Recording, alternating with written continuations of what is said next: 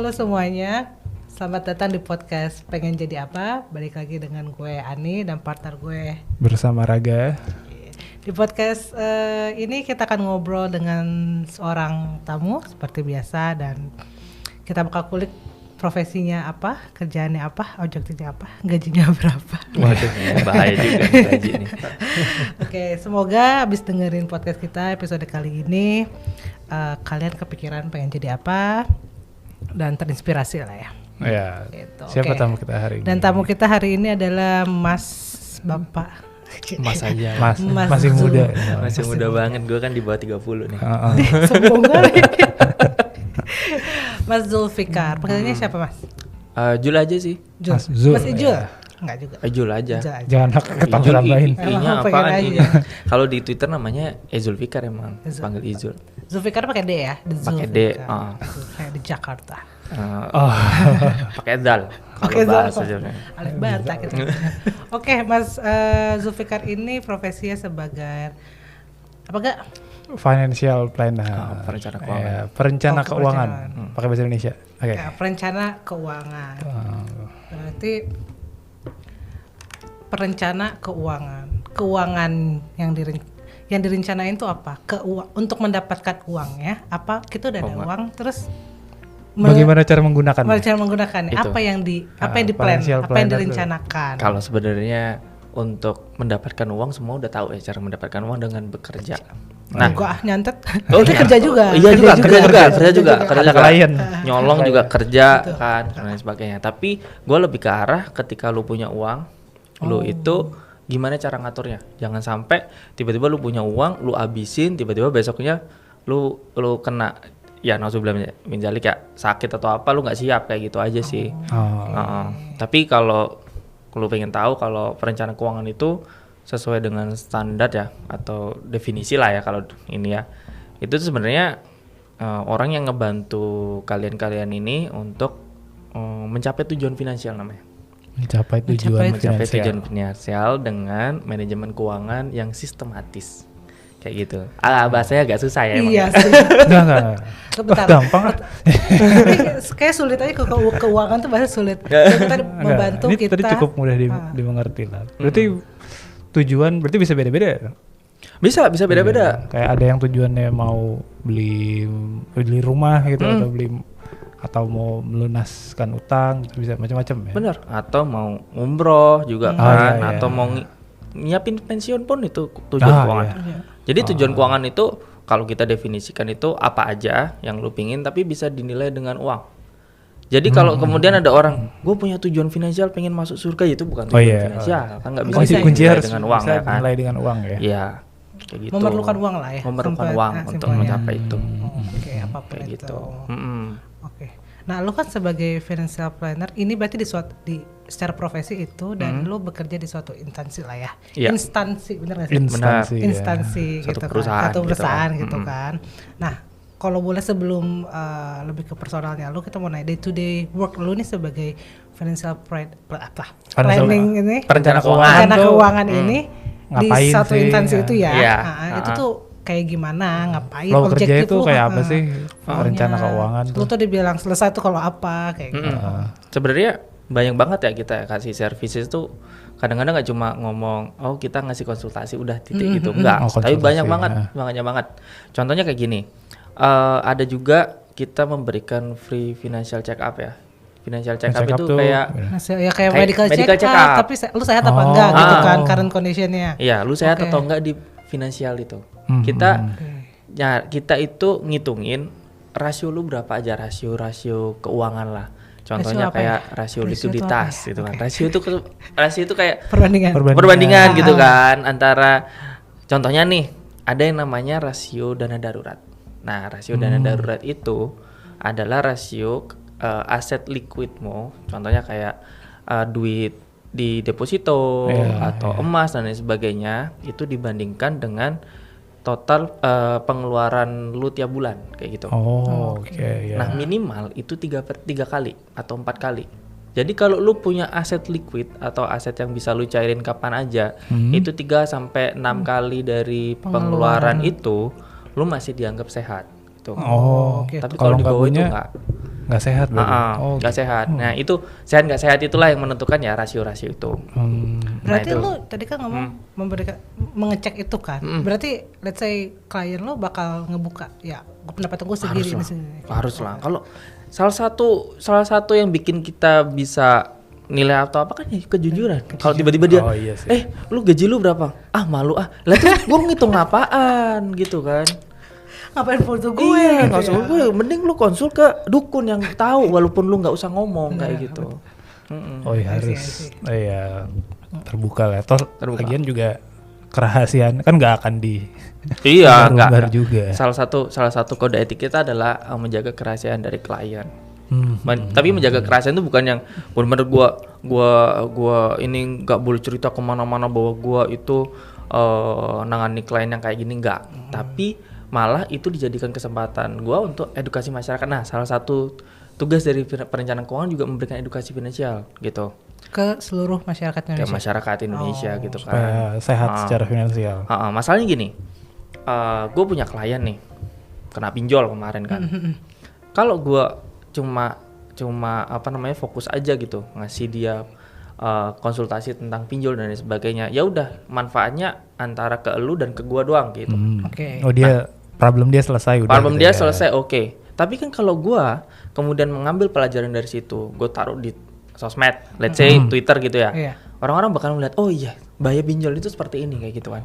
Sehingga kemudian nggak berdampak sistemik itu, nggak banyak yang kena pinjol dan lain sebagainya kayak gitu contohnya iya, aja. Makanya salah satu pekerjaan financial planner tuh nggak cuma konsultasi tapi juga dengan ngasih klien lo. edukasi juga kayak gitu. Terus juga kerjaan lain nggak cuma financial check up sama edukasi, juga konsultasi plus pendampingan gitu. Jadi Pendampingan. setelah kita tahu financial check up bagus nih kan, oh lu bagus nih, oke, gue tanya tujuan lu ke gua apaan? Ya. Oh gue pengen punya rumah nih kayak gitu kan. Berapa tahun lagi gitu kan? 5 tahun lagi. Kira-kira rumah di mana? Contohnya di Jakarta Barat. Berapa harganya? 2M gitu. Gaji lu berapa gitu kan? Terus dia bilang gaji gua cuma 3 juta. Lah yang lu sampai mati pun ya sorry itu saya mati pun ya agak objek susah. secara realis. Kita membantu klien untuk realistis Oh iya terhadap iya. tujuannya. Plus kalau seandainya dia realistis baru kita bantu. Baru dihitungin tuh baru. Gue pengen rumah di mana? Di Bogor nih, rumah subsidi 120 juta. Gaji lu berapa? UMR 4 juta 500. Anak lu 2. Oh, masih realistis gitu kan. Kita bantu. Oh, lu nanti nabung tiap bulan segini, ditaruh di instrumen segini. Terus gue pantau. Oh. Ada evaluasinya. Oh jadi kayak tiap bulan tuh gitu, review Tiap gitu. 6 bulan atau setahun tergantung dia ininya gimana. Kalau seandainya gini nih, kalau kemudian gue cek awalnya nih sebulan sekali gue tanyain, lu udah nabung belum buat lu nabung rumah gitu kan? Wah gue kemarin kurang dan lain sebagainya lah. Lu berarti nggak konsisten sama rencana kita. Nah itu perlu di evaluasi. man-to-man evaluasi gitu kan. Tapi kalau kemudian gue lihat lu udah nabung, coba lihat cek tabungan lu, oh segini, oke. Oh sesuai dengan rencana dan lain sebagainya, ya udah selanjutnya 6 bulan sekali lah coba kita. Oh tergantung Tabiat itunya. nih sih klien. Tabiatnya High risk kayak atau gimana gitu kan. Kalau dia kemudian udah bisa gitu, ya udah gue cuma cek setahun gitu. Berapa sesuai dengan perhitungan kita nggak? Oh bang kemarin kurang segini nih. Oh yaudah kita cariin solusinya gitu. Evaluasi terus kita cariin solusinya. Kurangnya ternyata kurang setahun harusnya mencapai 20 juta, tapi dia ternyata cuma 19 juta gitu kan. Kurang sejuta. Kita carikan solusi, contohnya lu punya nggak bisa ditabung sejuta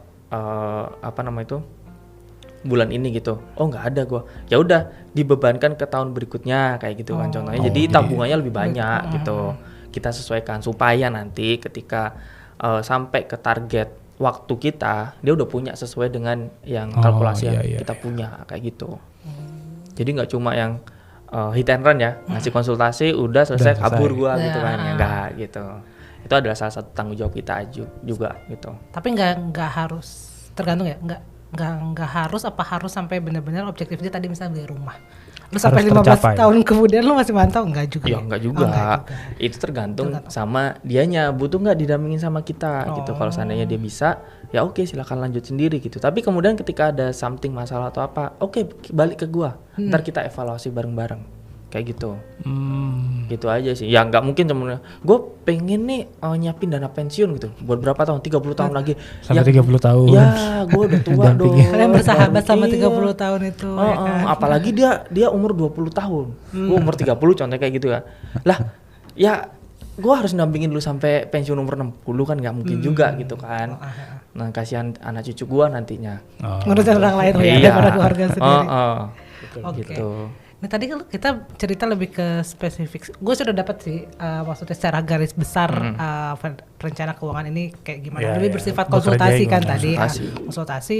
Baiknya seperti apa dan didampingi gitu kan agar tujuan si klien ini tercapai. Nah tadi kita ngomongin kliennya lebih kayak aku nangkapnya personal. Tapi Personal ada nggak finance, sih ya. kayak kliennya itu bukan Bisnis. iya lebih ke Maksudnya. mereka juga kan mungkin misalnya kayak gue mungkin kalau gue punya bisnis gue punya pengen bisnis gue tuh dalam berapa tahun ke depan bisa misalnya besar bisa apa. Nah itu masuk ke ranah profesi lo apa bukan? Enggak. Oh bukan. Jadi Karena ke gue personal finance. finance kan namanya kan, personal finance. Beda. Tapi kadang-kadang kan gue ikut instansi nih kan, perusahaan nih kan. Nah kita kerjasama dengan perusahaan lain supaya pegawai-pegawainya ini teredukasi finansialnya lah, kayak gitu kan. Jadi kita ngasih di instansi gue ngasih ini nih paketan nih 400 orang pegawai, kita kasih konsultasi dan sebagainya atau edukasi aja gitu. Kita datengin lu series kayak atau apa sih webinar namanya dan sebagainya. Workshop kayak gitu. Ya workshop kayak gitu bisa kayak gitu. Jadi tapi kalau kemudian gue ngitungin untuk perusahaannya sih ya itu bukan beda di ya? ranah gue ya. Oh, kayak beda gitu. profesinya. Tapi kadang-kadang ini juga ada lucu juga kayak kemarin kan. Gue ketemu IO, salah seorang IO kan. Oh, abang ini ya perencana keuangan ya? Iya. Bang, gue ini dong gimana caranya ngatur keuangan dan sebagainya. Awalnya pas itu kan ngatur. Oh Keuangannya yang dia ngatur gitu. keuangan dia. Keuangan dia. Tiba-tiba kok Personal. merembet ke, bang tapi gue tuh sering lo gunain uang pribadi ke uang uang IO gua gitu kan perusahaan gua, gimana ya caranya ini? Lah kan gimana ya? Terus kemudian ya udahlah, gini caranya gini nih. Cuma tapi dia pengen agak ke arah situ gimana sih ngatur keuangan bisnis dan sebagainya. Ya gue antara oke lah gue kasih dikit-dikit tapi mohon maaf nih bukan expertise gue, takutnya gue salah, gue gituin aja gitu kan. Baru kemudian dia oh ya ngerti itu balik lagi kayak gitu. Oke, berarti different things ya untuk itu. Iya. Oke. Ya, tanya. Kehabisan pertanyaan. Nah tadi tuh kalau personal finance biasanya paling banyak tuh goalnya tuh apa sih klien? Apa ya? Paling banyak tuh goalnya apa? Ada nggak sih? Gue kan dari tahun 2021 ya kan. 2021 nih baru dapat sertifikasi. Sebenarnya kalau edukasi finansial gue udah ngelakuin sebelum pandemi 2019. Ketika 2021 kesini tuh, gue lihat paling banyak itu orang-orang lebih ke arah kok ngelunasin utang ya. Bingung juga. Okay. Dan akhir-akhir ini kebetulan gue tuh beberapa tweet gue itu viral, bukan gue sombong ya. Ntar enggak tampilin ya yang mana viralnya. Beberapa viral, beberapa itu kemarin itu soal gaji 6 juta tapi bisa nabung 50% dan sebagainya. Dan gue di situ ngomong bagi yang gaji 10 juta bolehlah konsultasi ke gue gratis gitu. 250 orang tiba-tiba DM gue semuanya. Dan di situ gue gue jawabin semua. Tapi kemudian ada beberapa masalah yang gue pikir ini nanti aja bisa. Tapi kebanyakan orang itu pingin diatur supaya bisa ngelunasin utangnya. Dari 250 yang nge-DM itu. Banyak itu yang ngomong, bang gue punya utang, gimana caranya? Gue gaji gue segini, utang gue segini. Awalnya gue pikir lah kok bisa sih, ada yang contohnya nih, utangnya 700 juta dari kartu kredit, dari bank, dari pinjol kayak gitu kan. Tapi gaji cuma 5 juta. Bayangin bisa nggak ngelunasin? Kalau kita Perbandingannya hitung jauh nih, ya. kalau kita hitung-hitung ya normalnya bank ngasih utangan itu sekitar bunganya sekitar 11, 12, 13%. Itu 15 tahun pun dia nyicil, itu pun cicilannya masih 11 juta gitu loh. Nggak mungkin 5 juta. Pun kalau 5 juta dia makan apa? Kayak gitu kan. Ada kayak gitu. Terus kemudian ada juga yang ngomong, gue gaji 12 juta, gede banget gaji 12 juta, lumayan kan di Jakarta ini. Iyalah. Tapi dia punya cicilan 50% dari gajinya. It's okay, biasa gitu. Tapi kemudian dia bilang, bang, gue gimana cara ngelunasin pinjol? Ya elah pinjol lagi gitu. Udah bagus, udah aman udah tadi bagus ya. nih, udah aman. Pinjol tuh Ada ya ternyata yang pinjol ya gitu. Nah makanya dari situ kemudian gue lihat nih, wah banyak juga ya orang-orang itu yang gue sebenarnya perencana keuangan itu pengen loh ngasih apa namanya itu orang-orang yang datang ke gue, bang gue pengen beli rumah, gue pengen umroh naik haji gitu kan, kok kebanyakan iya positif gitu kan, yang gue itu diajarin gitu kemarin ketika gue ngambil sertifikasi diajarin gitu, ini kagak. Kebanyakan itu ngomong, bang gue gimana cara ngelunasin utang dan sebagainya kayak gitu. Dan case-case-nya itu berbeda-beda, problemnya beda-beda. Ada yang karena pinjol, ada yang warisan, utang warisan. Gitu. Ada yang ngelunasin orang tuanya, generasi sandwich dan kayak gitu kan, dan sebagainya. Jadi benar-benar yang ya ini tantangan aja sih.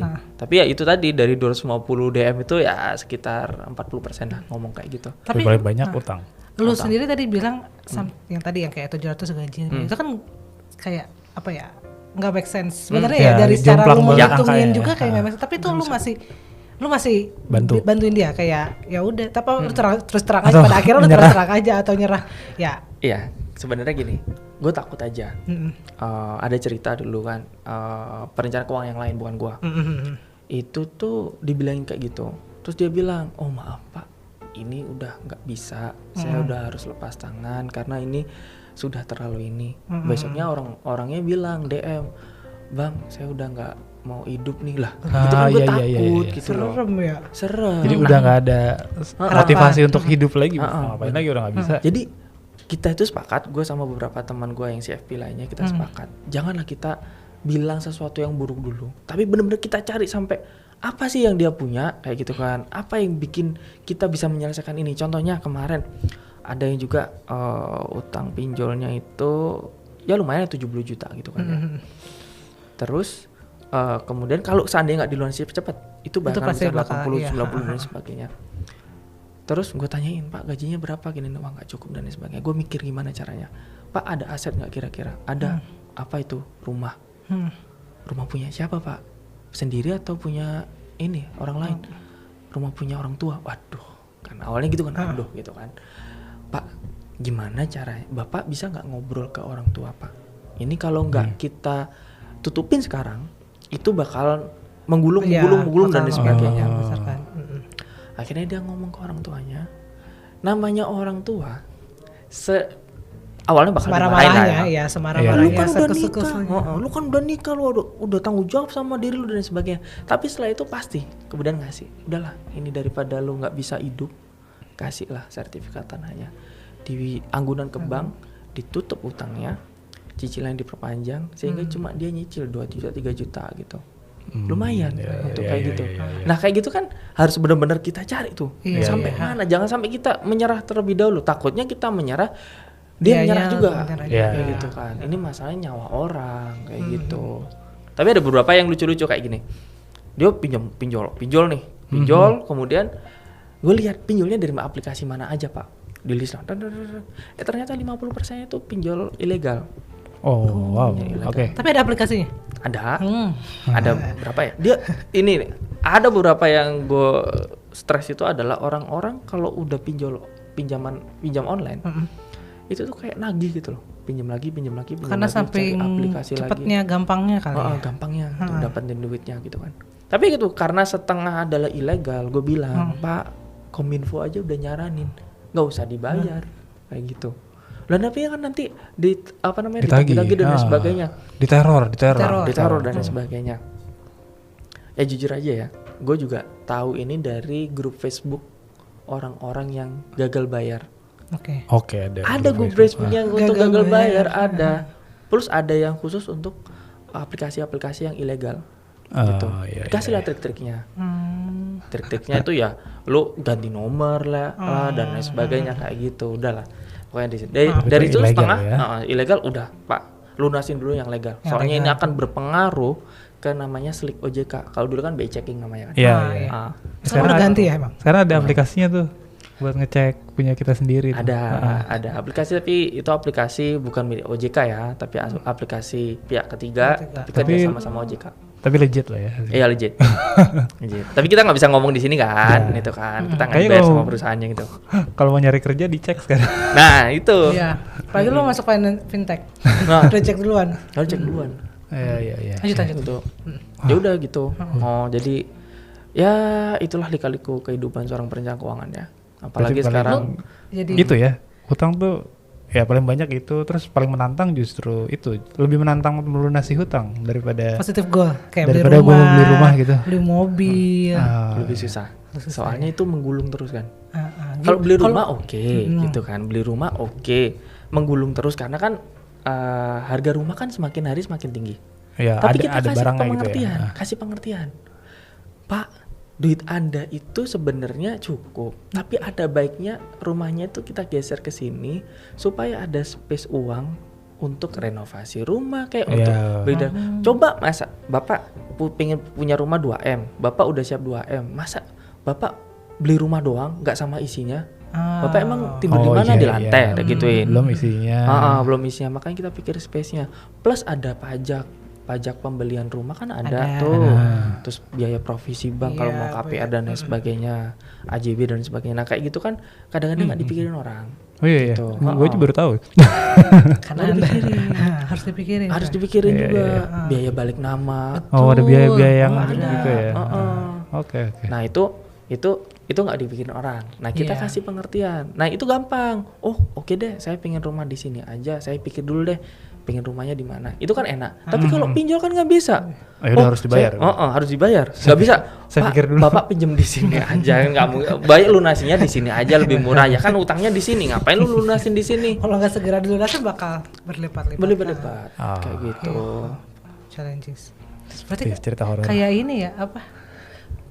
Kayak kalau penyakit mental punya psikolog, penyakit keuangan punya. Ya, ada. Berarti kalian sama ya, maksudnya Sama. cuma bidangnya aja. yang Cuma bidangnya aja yang keuangan beda. tuh mempengaruhi mental loh. Kira-kira ke situ juga nanti ya. Gue kalau uang lagi dikit tuh marah-marah. Marah-marah. Itu bukan itu elunya aja. Jadi mood swing gitu. Perencana keuangan aja kalau nggak punya duit, ya stres. Iya. Ya gimana ya? Uang tuh sangat mempengaruhi kesehatan mental. Gue jadi penasaran, gue tanya sekarang. Nah, lu kan pekerja day to day seperti itu, merencanakan. Lu juga dengan hidup lu melakukan hal yang sama apa? Udah itu pekerjaannya gue mah sekarang ngalir-ngalir aja. Lu harus walk the talk nggak? Contohnya Soalnya ya. kalau, sorry Bu, dokter gitu. Dokter kan nyembuhin orang sakit. Tapi ya tingginya kerja mereka pun bikin kadang hidup mereka jadi nggak sehat gitu kan, karena banyak kerjanya. Jadi belum tentu dokter tuh pasti sehat. Iya, belum tentu dokter. Oke, gue juga belum tentu kehidupan finansial gue sehat kayak gitu kan. Tapi gue pastiin itu bukan karena setelah gue jadi perencana keuangan terus gue nggak sehat, enggak. Tapi itu ada bawaan dari sebelum gue jadi gue tahu. Jadi gini ceritanya, kenapa gue terjun di dunia ini? Karena gue pernah ngalami dimana gue waktu 2017 waktu itu gue jalan-jalan di Bali waktu itu. Oh gak ketemu kita itu. Hah? Wah, emang lu 2017 di Bali? Iya. Ngekos di sana. Ngekos. Jadi gitu, 2017 gue jalan-jalan nih di trotoar Bali. Terus gue lihat, wah gue pengen beli ini nih. Gue lihat rekening gue, cuma tinggal 1 juta. 1 juta doang. Lu beli apa emang? Hah? Gue pengen, maksudnya beli yang harganya lebih dari segitu ya. Di trotoar. Ya enggak sih, maksudnya gue beli makan dan sebagainya. Tapi kok duit gue tinggal 1 juta. Lo tanpa lu sadari gitu, Tanpa ketika gua lu sadar. cek tinggal 1 juta gitu kan. Apa yang salah sama gue gitu kan. Terus kemudian gue ya namanya Google ya Pak. Google gimana sih cara, oh ternyata ada namanya perencana keuangan. Nah waktu itu yang paling terkenal adalah perusahaan yang namanya J, tahu nggak, yang dulu pernah viral. Ya. Financial keuangan ya. Ntar ya abis ini ya. Ayolah, kan nggak enak banget nih di sini nih. Gue malas buat nyari detik keberapa terus disensor malas. Coba di Google dulu. Diketik aja. Iya. Oh ya benar. Ya. Nah di situ ternyata anehnya adalah ketika gue konsultasi, gue harus bayar 1 juta. Ya Dan habis dong. habis gitu loh. Lah, gue pengen supaya keuangan gue sehat, tapi gue ngabisin duit cuma buat nanya orang. Dan itu sejam loh, sejam doang. Gue nanya. Mahal ya. Mahal. Nah dari situ gue belajar sendiri. Gimana sih gue cara ngatur keuangan. Oh, gue ternyata banyak loh tersedia di apa namanya itu di web itu cara ngatur keuangan dan sebagainya, ngatur cash flow dan sebagainya kayak gitu kan. Nah dari situ kemudian gue nyoba lah. Contohnya triknya paling mudah kayak gini. Dulu gue kalau nabung, langsung gue praktekkan. Dulu gue kalau nabung itu adalah gaji gue segini. Terus kemudian gue habisin dulu, sisanya gue tabung. Oh, lu sisanya tabung. Nah akhirnya setiap akhir bulan gue nggak pernah nabung. Karena apa? Duitnya habis. Karena habis mulu. Habis mulu gitu kan. Ya namanya anak ya nongkrong kayak gitu. Apalagi gue masih single dulu kan. Nah kemudian gue rubah paradigmanya, nabung dulu, sisanya habisin kayak gitu. Ternyata works. Gue bisa nabung, gue bisa punya aset kayak gitu kan. Gue bisa beli tanah di kampung halaman sono kayak gitu kan. Di mana kampung halamannya? Di Jawa Timur. Jawa mana? Hah? Jawa Timur di mana? Malang. Oh, gue Probolinggo. Ah, deket lah teman lah ya. Anyway. Perantauan nih ya. Suami gua. Oh. Nah, terus kemudian dari situ teman gue kaget, lu kan dulu curhat ke gue nggak ada duit, nggak ada duit kalau gue ajak nongkrong nggak ada duit dan sebagainya. Sekarang kok lu udah bisa beli tanah dan sebagainya kayak gitu kan. Oh gue belajar kayak gini nih. Share dong, gue pengen kayak lu kayak gitu kan. Nah gue kemudian nge-share waktu itu inget banget tahun 2019 waktu itu. 2019 akhir tahun 2019 sebelum covid waktu itu. Teman-teman gue pada ngumpul, ajarin dong kita caranya gimana ngatur keuangan. Gue ajarin lah itu. Bentuk kelas itu cuma 11 orang waktu itu.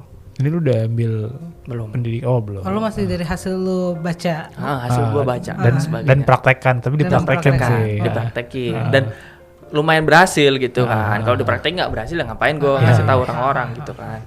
Terus kemudian dari 11 orang itu merasa bagus banget nih, ayo kita undang teman-teman kita yang lain untuk ngadain kelas dan sebagainya. Edukasi ini bagus banget, apalagi anak-anak muda itu sekarang kan suka dapat gaji gitu kan langsung dihabisin kayak gitu kan. Nah tapi permasalahannya setelah itu adalah gue mikir, oke, gue kasih edukasi, tapi gue tuh kayak ada rasa bersalah. Gue tuh apa sih? Gue cuma dari pengalaman doang gitu loh. Iya. Gue bukan ahli gitu ya. Nah bukan ahli. Coba kalau seandainya nih ada orang hukum nih ya, dia tiba-tiba belum sarjana hukum atau apa, dia bikin peraturan gitu. Pasti orang-orang tanya, lalu apa kualifikasi lu? Bukan SH kayak gitu kan. Itu pasti dianulir, dianggap tidak kompeten gitu kan. Nah gue juga berpikir seperti itu. Nah akhirnya gue mencari tahu apa sih kompetensi atau kredibilitas dari seorang, mencari credibility itu gimana sih? Oh ternyata ada namanya Certified Financial Planner, kayak gitu. Dulu ambil sertifikasi itu. Pada awalnya lu pun nggak tahu tuh ada title. Nggak tahu. Lu cuma nanya bagaimana cara ketika lu googling ya? Bagaimana cara dan sebagainya. Ternyata ada lah. Gue baru sadar juga, kan gue belajar dari dulu kan di web kan. Di bawah itu ada penulisnya kan. Penulisnya itu ada CFP. Tapi gue dulu kok aneh banget gak nyari tahu gitu. CFP itu apaan kayak gitu. Iya. Ternyata Certified Financial Planner kayak gitu. Berarti CFP. Yang terbuat judulnya pengen jadi CFP berarti. Pengen deh. Bisa juga. Biar lebih benar. Nah, terus kemudian gue lihat tuh berapa sih? Oh, ternyata CFP itu ujiannya doang 3 juta. 2.700.000, sorry. Itu online atau ada tempat-tempatnya? Waktu sebelum Covid itu offline. Oh iya. Tapi kalau pas Covid itu online gitu kan. Itu terus. Tapi ada satu persyaratan, itu lu harus ikut course-nya. Kursus ya. Nah, sorry. Course-nya itu sekitar 18 juta. Berapa lama tuh dia? Waktu sebelum Covid itu 3 bulan selesai. 3 bulan 18 juta. Nah, kelasnya 18 juta. Tuh ada di UI, ada gua kok jadi nyebut organisasi ya udah. Di mana-mana ada lah itulah ya. 18 juta, ada yang paling murah 14-15 juta. Kok belasan juta gitu kan ya. Gue mikir gitu. Tapi enggak apa-apa lah. Investasi masa depan kayak gitu kan. Mencari ilmu gitu kan ya. Ya udah, gue ngikutin kelasnya. Waktu itu gue ngikutin kelas itu bulan April kalau nggak salah. Bulan Maret, belum Covid masih dipercandain oleh masyarakat Indonesia 2019. Waktu itu. 2020. Maret 2020 sebenarnya Covid udah ada tapi masih dipercandain orang-orang. Belum lockdown lah kita. gue pertama kali masuk di course itu, minggu depannya udah jadi online Iya. semua. Jadi ya, harus di rumah semua. Iya, nah dari 3 bulan harusnya udah selesai, itu jadi 6 bulan. Oh, dan Karena harganya online itu online. tadi. tapi sama kan harganya? Harganya sama. Untungnya gak disuruh nambah. tapi gue jadi bingung, biasanya kalau offline gue dikasih makan siang. Ini Oh, kagak gitu. ada. Ada makan siang, Iya, modal harusnya lebih internet, murah, harusnya lebih murah. Harusnya lebih murah. Harusnya lebih murah. Kuota. Iya, ini kuota bayar sendiri loh, Iya. kan? Kesel juga. Kan Tapi mereka ya waktu nggak itu apa-apa ya, budgetingnya kan waktu itu belum COVID. Belum. Kaget, Covid. kaget. Semua kaget Oh. tiba-tiba Covid. lah. Bener. Terus kemudian ya udah gue selesaiin. Terus setelah selesai gue dapat namanya sertifikasi menyelesaikan kursus Kursusnya ini, dulu. kursus ini. Ah. Nah inilah yang dijadikan landasan gue bisa ikut Ujian. Khusus yang betul. Nah gue ujian itu bulan November kalau nggak salah 2021.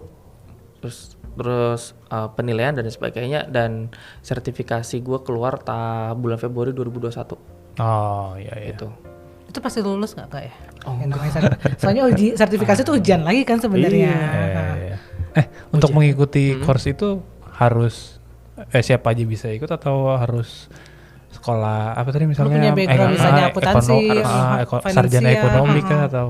Jadi salah satu ekonomi. persyaratan pentingnya adalah harus sudah bekerja di industri keuangan selama 2 tahun.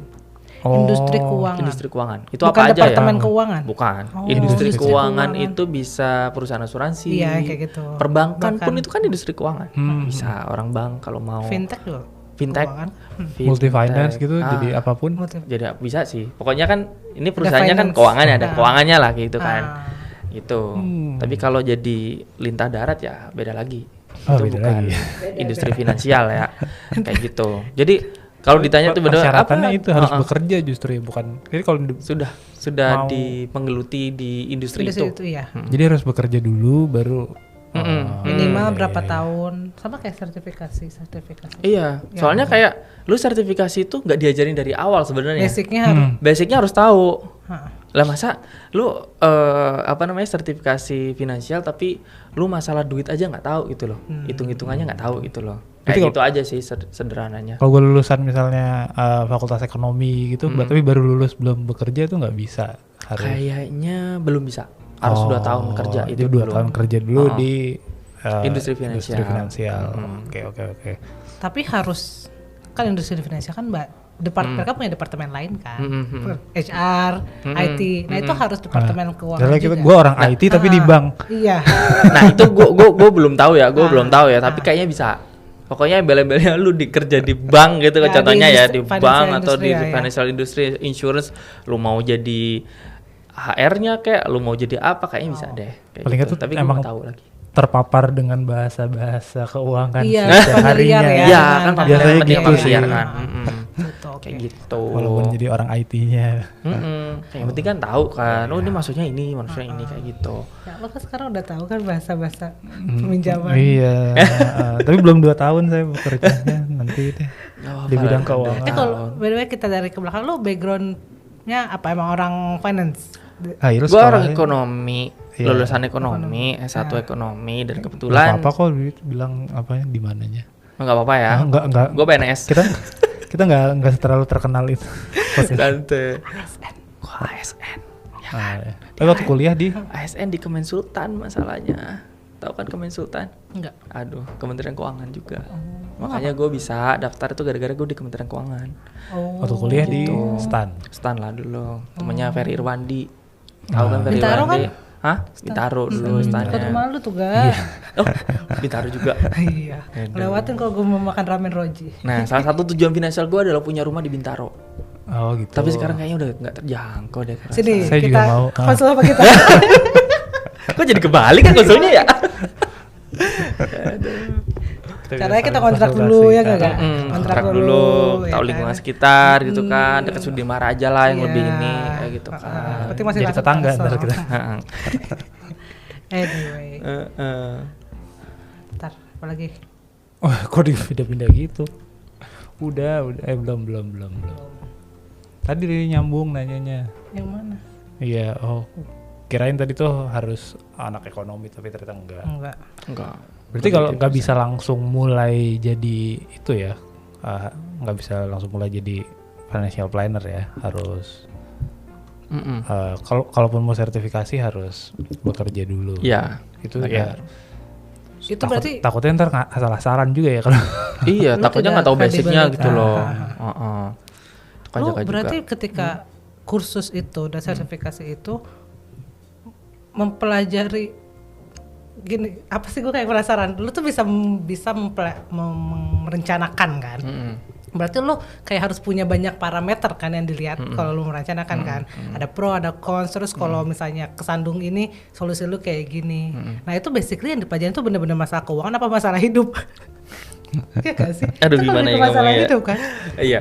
Iya, Jadi sebenarnya erat itu sekali sih keuangan dengan hidup. Iya, semua teori itu semua yang dipelajari kan sebuah teori aja kan. Pada prakteknya. Pada prakteknya kan beda jauh nih kan. Contohnya gue nih ketika di sertifikasi di course-nya itu dibilangin tujuan finansial itu adalah seperti rumah, menyiapin pensiun dan sebagainya. Iya. Pada kenyataannya gue sering ngadepin orang-orang yang tujuan finansialnya itu nutupin utang kayak gitu Ya, kan. menyelesaikan Masalah keuangan kayak gitu kan, itu jarang diajarkan. Bentar gue potong. Berarti ntar ini yang zaman sekarang kursusnya harus ditambahin ya kurikulumnya untuk kasih Iya, case-case kayak gini Nah, ya. gue belum tahu nih apa namanya itu udah masuk gak case-case pinjol, judol dan lain sebagainya udah masuk itu baru nih. ya sih. Makanya belum tahu gue nih kan. Benar, Nah, itulah kalau dibilang masalah hidup ya kita pelajari masalah hidup juga gitu kan. Kita sering share masalah case-case di course itu diajarin. Kebetulan kan juga yang ngajar itu praktisi juga. Orang yang terjun di situ juga yang CFP juga gitu kan. Dia sering bilang klien gue tuh kayak gini loh, contohnya kayak gini. Nah, itu ada penyelesaian tuh kayak gini. Kita bedah. Jadi kita tuh dilatih untuk berpikir kritis. Berpikir kritis bukan berpikir yang mau meninggal ya, bukan. Iya. Jadi berpikir kritis tuh berpikir supaya kita itu bisa melihat dari sisi lain gimana cara menyelesaikan masalah tersebut kayak gitu. Nah, dari situ kemudian kita jadi tahu nih, oh ternyata kalau seandainya orang ini nggak punya jalan keluar, kita itu bisa loh melihat dari view seperti ini. Iya, Oh, point of iya. view-nya Bisa berbeda beda-beda. lah. Apalagi orang bisa lagi beda. stuck tuh ya pasti point of view satu kan. Iya, makanya itu di situ diajari. Dan di di course itu sebenarnya kita cuma mempelajari itu gampang-gampang kayak cash flow, cara ngatur cash flow itu gimana sih, kayak gitu teorinya kayak gitu. Contohnya pakai 50-30-20. Lihat tahu nggak 50-30-20? Jadi kalau Anda punya pendapatan tuh 50%-nya 50% tuh utang, bukan. Bukan, bahaya Bahaya banget tadi. banget sih Bapak ini. Itu buat kebutuhan 50% pokok. kebutuhan pokok. Kebutuhan pokok. Gue bilang ditabung aja. 20 buat kebutuhan sekunder. Salah, tabungan. Tabungan. Oke. Yang 30% baru buat buat apa namanya itu, buat Sekunder, kebutuhan lain. Keinginan lain. Keinginan lain. ya. Oke. Nah kayak gitu kan orang-orang kan kalau nggak ikut kursi itu kadang-kadang nggak tahu kan. Kita diajari kayak gitu. Tapi pada kenyataannya menerapkan 50-30-20 tuh Sulit. susah kayak gitu iya. kan. Makanya Apa, kemudian berkembang. apa sih yang bikin susah? Dari Yang bikin- pengalaman lo yang ngadepin yang bikin susah 250 message itu. Apa ya, kayak Apa? gue penasaran apakah karena Mindset kalau di- orang-orang ini zaman sekarang. misalnya di area kita di kota besar, apakah itu Beda lifestyle? Soalnya beda. Kalau kata yang itu kayak apakah itu pengaruh banget atau pengaruh itu berarti? pengaruh lifestyle. Contohnya kayak gini. Ada 2 orang. Gua dulu sama teman gua masuk kerja bareng gitu kan. Penghasilan kita bareng. Sama. Tapi dia bisa beli rumah duluan daripada gua. Walaupun subsidi di daerah Bogor contohnya kayak gitu kan. Kenapa? Ternyata dia nggak suka nongkrong. Lah gua tiap hari karena galau, diputusin cewek lah, dekat sama cewek tapi di ghosting dan lain sebagainya. Gua kan pelariannya ke itu ya, nongkrong dan lain sebagainya. Habis Ngobrol lah, butuh teman lah Mabok ya. lagi. Nggak usah disebut yang Ya itu. gue gak mabok, ya ampun, gue gak Jangan mabok, framing-nya, ya Allah. enggak. Itu lu ya gak dulu ya. Mabok, gue mabok kopi dulu. Jadi kayak gitu, jadi kok apa namanya itu kayak gini beda gitu loh. Gua seperti ini dan sebagainya. Nah ternyata memang asal mula nggak bisa ngatur itu ya lifestyle. Kalau kebutuhannya sebenarnya hampir semuanya sama, makan itu kan kebutuhan kan itu hampir sama, bayar listrik dan sebagainya. Tapi itu lagi bayar listrik buat apa aja lah? Kalau lu ngekos nih, contohnya ngekos cuma habisnya buat ngecas HP, laptop dan sebagainya, AC lah maksimal gitu kan, dibandingin sama orang yang memang tiap harinya itu ngegame. PC-nya nyala 24 jam kayak gitu Oh, beda. jadi lebih Iya. listriknya lebih Lebih ya. banyak gitu kan. Tapi ada juga yang menarik di sini bahwa ada satu yang gua wow banget. Ada teman gua itu wibu. Tahu kan wibu kan? Tahu. Ada teman kita yang banyak kok teman kita yang wibu. Wibu itu asetnya bisa lebih banyak daripada orang yang hidup Normal. Gue gak mau normal ya maksudnya. Bukan gitu ya, bahaya. Bukan maksud Gak wibu lah. yang gitu bukan ya. wibu Yang gitu bukan kan. Maaf ya, Contohnya Sob. kayak gue kan bukan wibu gitu Bukan kan. wibu. Lari Gua gue wibu kemana? banget. Wah wibu kan. Lu enggak. Larinya kemana? Gue nongkrong gitu makan. kan. Beli ini dan sebagainya. Orang wibu kan ya udah nonton anime aja di kos, Iya. biasanya di kosan, baca komik dan sebagainya.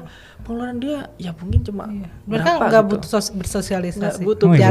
jarang nongkrong tuh Oh, iya. jarang banget, bahkan susah banget diajak Diajak nongkrong. betul. Jadi duitnya tuh ngumpul. Benar. Tiba-tiba wibu bawa mobil. Itu mobilnya mobil gua lah. Hah? Lu udah beli? Iya, cash kemarin. Wah, mantap. Oh. Banyak di Gua tempat wibu gua tapi wibu. nggak bisa gitu. Enggak, lu nggak wibu. Komik gua tuh manga gua bisa ada 1000. Nah, Habis tapi itu manageable kan? Maksudnya kayak gini. One Piece itu terbit setiap hari Jumat atau Kamis kalau gue lupa ya. Lu dimarahin lo sama orang-orang One Piece yang gua nggak nggak punya malah. Nah, Maaf Bukan ya. wibu berarti. Iya, Not bukan wibu wibu. enough. Emang harus suka Iya, One iya, Piece. harus. yang ya gue nggak tahu ya wibu ya. Tapi kan itu kan manageable gitu loh mas ya. Kalau lu beli komik, mungkin komik udah pasti harganya sekarang 25.000, 20.000 gitu ya. Udah lebih. Lebih ya. Tergantung tipis tebalnya. Kita ambil 25.000. Lah kalau 50 ribu. 50 ya 50. Lah kalau 50.000 kemudian dia seminggu cuma terbit sekali. Berarti kan sebulan cuma 200.000. Tapi kan nggak hanya satu judul. Iya nggak dulu kita manage lah ya. gitu Dua kan. deh, dua. Bisa aja nih ya, yang mohon maaf nih ya. Dia punya aplikasi manga apa gitu kan, kan manga sekarang online dan aplikasi sebagainya kayak gitu kan. Jadi dia itu menghabiskan waktunya itu hanya ya mohon maaf itu banyak introvert di kamar, cuma suka game dan sebagainya gitu, cuma nyetel YouTube doang kayak gitu. Jadi lebih hemat. Oh, Dan iya. itu nggak cuma 1-2 orang. Iya. Teman-teman gue yang wibu hampir semuanya itu sukses dalam hal finansial. Tapi gue nggak ngajak temen orang-orang untuk gua wibu ya. yang wibu juga tiba-tiba beli rumah gitu. Gitu. Kita ngomongin spesifik orang. Iya benar. Nah itu kan. Jadi sebenarnya wibu itu kalau di Twitter itu biasanya kan, wah lu apa namanya itu bau ketek dan sebagainya. Enggak. Banyak loh di Twitter itu. Teman kita bau ketek sih. Kayak gitu banyak kemarin yang suka kayak gitu. Nah padahal di balik itu lu nggak tahu aja aset dia Aset itu dia bahkan berapa, lebih iya. banyak dari elu yang ngejek Benar. para wibu. Ya kayak kita gitu. nggak tahu sih itu karena nggak di Nggak pernah dia Nggak. nge-share, nggak pernah. Dia nggak pernah. Orang wibu itu nggak pernah sombong. Betul. Waduh. Jarang semua. Itu Kayak tuh yang gua ngomong kayak harus- gitu tuh tadi tuh pasti miskin tuh kayak. Nah makanya itu. harus introvert nih. Nah makanya itu kalau disambungin tadi ya kalau 50 30 20 susahnya di mana? Lifestyle. Udah gitu doang sebenarnya. Dan juga nah ini susahnya adalah ketika udah nikah. Ketika udah nikah itu memang kita bisa mengontrol diri sendiri. Tapi kan kita nggak bisa mengontrol pasangan kita, mengontrol anak kita kebutuhannya kayak gimana. Ya memang kita bisa ngatur, kita bisa diskusi sama istri kita gitu kan atau pasangan kita gitu kan. Tapi kalau ke anak kita mau gimana? Dia butuh, seandainya masih kecil ya, butuh pampers atau apa kayak gitu kan. Ya masa kita, kamu gak usah pipis dong, biar pampersnya nggak bisa, kayak gitu kan. Paling cuma cobain yang murah dulu ya kalau nggak gatel. Ntar kalau oke, dikasih stay. akhirnya ganti Gatel yang gitu kan. mahalan. Nah, Kalau gatel aduh. aduh susah ini. Kalau Susunya cocok, wah, bagus, nggak cocok gitu kan. Aduh harus yang ini. Kalau dapat kayak gini. SGM kan lumayan lah ya. Nah, lumayan kayak gitu Kalau kan. nggak suka SGM tuh sulit tuh. Nah makanya kayak gitu kan. Nah itulah ada beberapa yang memang lifestyle dan juga memang kebutuhan keluarga yang bikin itu agak susah. Nah makanya kita butuh penyesuaian. Makanya gue kemarin di Twitter tuh salah satu edukasi gue adalah oke, ada yang 50-30-20 tapi ada juga lo cara lain dengan skema air terjun. Skema air terjun. Waterfall scheme Waduh, itu gimana kayak. tuh? Jadi kan gaji itu kayak air ya. Iya. Gaji itu kayak air. Bayangkan gaji adalah air gitu. Air. Bayangkan gaji Pas adalah dipegang iya, di tangan tuh hilang langsung. Nah, kalau lu nggak rapetin, hilang tuh Iya, gitu benar. kan. Nah, air itu kita ibaratkan bahwa kebutuhan-kebutuhan itu adalah wadah-wadah yang diisi air. Oke. Nah, wadah pertama yang paling atas adalah kebutuhan primer, makan, kemudian listrik, Iya. kemudian sekarang itu internet ya, jadi kebutuhan pokok dan sebagainya, terus popok anak dan sebagainya kayak gitu. Nah, ketika ada sisa dari situ, kemudian masuk ke wadah kedua. Coba tebak Tabungan. wadah kedua apa? No, cicilan. Cicilan. Makanya ini Dia beda. nggak punya, Oh, iya, nggak punya beda-beda. cicilan, Oh, jadi Kalau nggak punya relate cicilan, barulah Baru kemudian langsung langsung ke investasi gitu kan. Nah, wadah ketiga investasi. Kalau masih ada sisa, apa yo? to have fun, No, nabung. sedekah. Astagfirullahaladzim. Nggak Kalau yang ingat Kristen aja. perpuluhan Oh, kayak iya. gitu. Itu benar, tolong di Nggak highlight ya ingat. Mas Iya, ya itu. baru kemudian setelah kebutuhan primer udah tercukupi, terus kemudian cicilan udah ditutup semua, terus udah investasi masa depan, udah sedekah gitu. Sisanya buat apa? Habiskan. Ada satu buku yang gue rekomendasikan buat dibaca oleh semua, yaitu Apa tuh? Habiskan Saja Gajimu. Wow. Buku namanya Habiskan Saja Gajimu. Yang nulis itu Ahmad Ghazali namanya. Bukan Ghazali yang NFT ya, bukan. Oh Iya, iya. ada Ahmad Ghazali sendiri. Iya iya iya. Jadi ingat lagi udah lama. Iya. Aduh, exit liquidity kan jadinya. Gitu. Kayak gitu. Jadi coba bukunya tipis tapi daging semua lah kalau kata orang bilang kayak gitu. Jadi kalau vegan nggak bisa baca ya? Pakai ini aja sih, daging yang terbuat dari sayuran Anggap juga aja itu bisa. dari jamur. Dari jamur aja deh, semuanya bisa makan. Bisa makan. Gitu. Mm-mm. Tapi menurut lo menarik sih. Gue juga sebenarnya pernah baca, cuma gue nggak tahu siapa penulisnya yang tuh habiskan saja gajimu. Tapi lo setuju dengan statement itu? Setuju. Dengan tadi yang isi Setuju. Karena semuanya udah save, mau ngapain lagi gitu kan. Karena udah nabung juga Kan tapi udah tadi. nabung. maksudnya Udah kenapa investasi nggak juga. ditabungin semua gitu maksudnya? Nah, kita kan harus nikmati hidup. Nanti hidup Hidup itu nggak Atau cuma ya. untuk masa depan, tapi Iya. untuk sekarang juga. saat sekarang lu nanti menderita. Iya. Oh, oke. Masa kayak gini, lu udah siap, udah kedepannya udah siap dan sebagainya. Lu ngapain lagi sih nabung-nabung? Maksudnya hidupin aja sekarang. Wah, gue pengen ngopi ya silakan kalau masih ada duit gitu loh. Silakan kalau masih mau main-main, maksudnya ke Ancol kayak kemana ya silakan kalau masih ada duit. Tapi jangan sentuh-sentuh ini tadi Oh, yang yang buat tadi. masa depan, buat ini jangan disentuh-sentuh. Kalau udah habis ya silakan tinggal di rumah aja. Kayak gitu.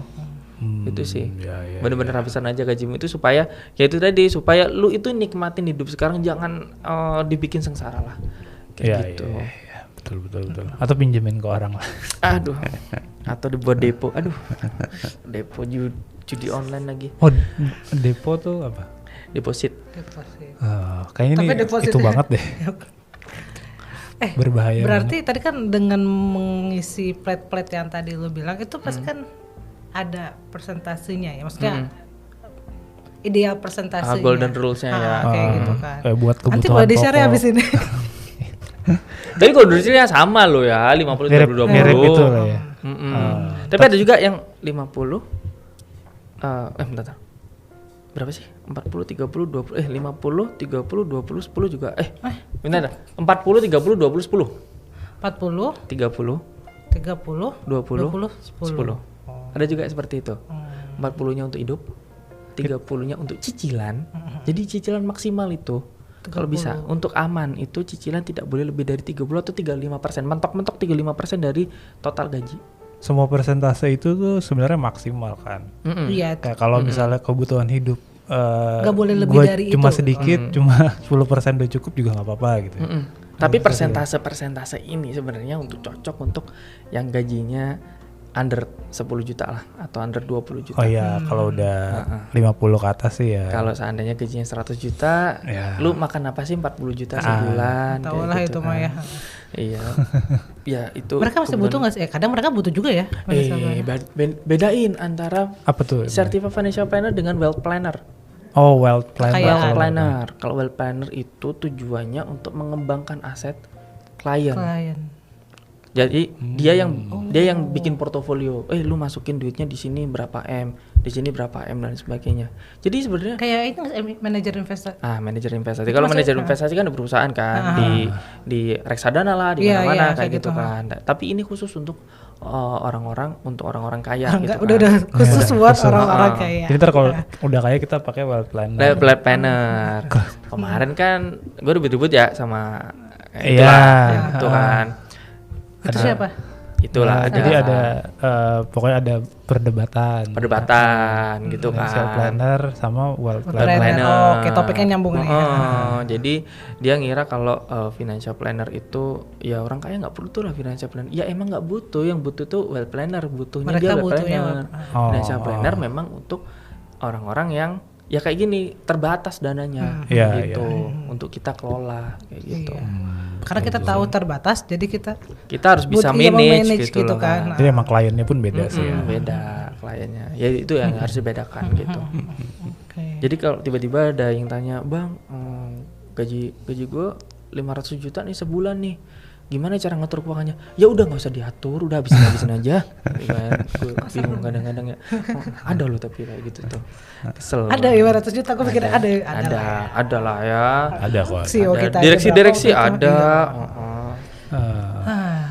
Oke, gue balik ke profesi ini lagi. Tadi kan udah banyak ada ya kita ngomongin ya financial planner, terus wealth planner, terus manajer investasi. Itu sebenarnya satu apa sih? Pet yang sama, satu kurungan yang sama, departemen yang sama apa? Kayaknya kalau gue bilang beda ya. Beda itu dalam artian memang tujuannya beda-beda. Kalau manajer investasi kan memang diperuntukkan untuk bangun portofolio dari instrumen investasi yang dia kelola. Kalau wealth planner kan untuk ngembangin aset. Financial planner kan untuk mengelola keuangan individu gitu kan. Terus ada juga perencana konsultan bisnis gitu. Itu juga untuk pengembangan bisnis dan sebagainya. Semuanya beda-beda. Walaupun memang yang diatur sama duit gitu kan. Tapi ya beda-beda tujuannya. Karena regulasi-regulasinya juga beda-beda kali ya. Beda-beda. Bahkan kalau nggak salah di Kementerian Keuangan itu ada pembina profesi. Jadi ada pembina profesi tiap-tiap itu gitu. Maksudnya? Ada namanya pembina profesi. Jadi kan ini dianggap sebagai profesi ya kan. Profesi, bahwa profesi itu harus ada instansi yang menaungi untuk bahas kode etik dan lain sebagainya. Kayak misalnya dokter tuh apa? Ikatan Dokter Indonesianya. Kayak gitu. Itu ada. Tapi kebetulan sampai sekarang kalau perencanaan keuangan tuh belum ada deh. Kemarin sih gue mau ngajuin sih, maksudnya usul gitu kan. Biar bikin lah kayak gitu. Soalnya kan CFP ini juga butuh ada organisasi yang menaungi kayak gitu kan. Iya. Nanti deh gue mau bahas lagi. Nanti deh gue ngobrol langsung sama Menteri Keuangan kita ya kan. Ibu kata Bu Sri Mulyani, lu siapa? Tolong ya Bu didengarkan. Tapi tadi kan lu kerja di suatu instansi kan. Kalau sebagai profesi lu tuh udah jelas sebagai apa tadi financial planner ya kan. Itu ada apa namanya? Jenjang karir. Ya, strukturnya enggak sih? Iya sih. Kalau dari paling bawah apa, terus paling tinggi apa, senior eksekutif vice president direktur. Itu. Jadi sebenarnya financial planner ini sebuah profesi yang ya satu level aja gitu. Oh iya, emang nggak bisa jadi presiden financial planner aja nggak gitu ada. ya? Kayak dokter aja gitu kan. Tapi kan kalau dokter kan dokter umum, spesialis dan sebagainya.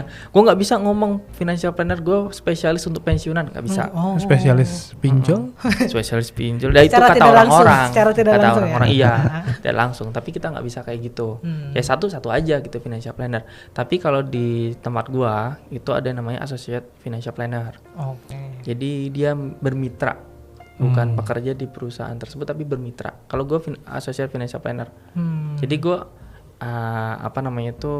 ada something kerjaan atau ada gue suruh ngisi acara kayak gitu kan, ya gue ditugasin gitu. Tapi hasilnya dibagi itu, ada presentasi pembagian gitu. Kalau mereka yang bikin event atau yang dari event ya? Mereka ada event, gue diundang. Nah di situ ada presentasi pembagian kayak gitu. Tapi kalau ada lagi tingkatan berikutnya kalau di tempat gue adalah itu financial planner udah tetap gitu, financial planner tetap gitu loh, bukan bermitra lagi tapi memang menetap di situ gitu. Nah baru itu ada gaji bulanannya kayak gitu. Itu aja sih. Tapi kalau di tempat lain ya beda-beda. Bisa gitu. beda juga sih, tergantung perusahaannya. Tergantung perusahaannya. Gitu. Mereka bisa ini juga dong karena itu spesifik profesi, lo kayak bisa ya independen juga. Bisa banyak. Karena kan lo ya punya sertifikasi kan, lo sebenarnya kuncinya itu kan. Kuncinya sertifikasi itu. Kayak contohnya orang-orang yang lo bantu di itu, DM? Itu free. Itu kan? Free. Ya maksudnya bukan terikat sama, bukan tugas kantor ya. Bukan. Lo bener-bener free itu untuk ngebantu masyarakat aja. Ya.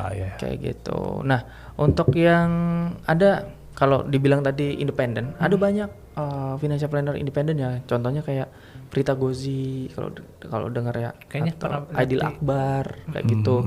Terus ada juga Descartes, Andika Descartes. Coba dicari deh. Itu adalah financial planner independen, beneran dicari dong. Iya dong. Andika Descartes. Angular.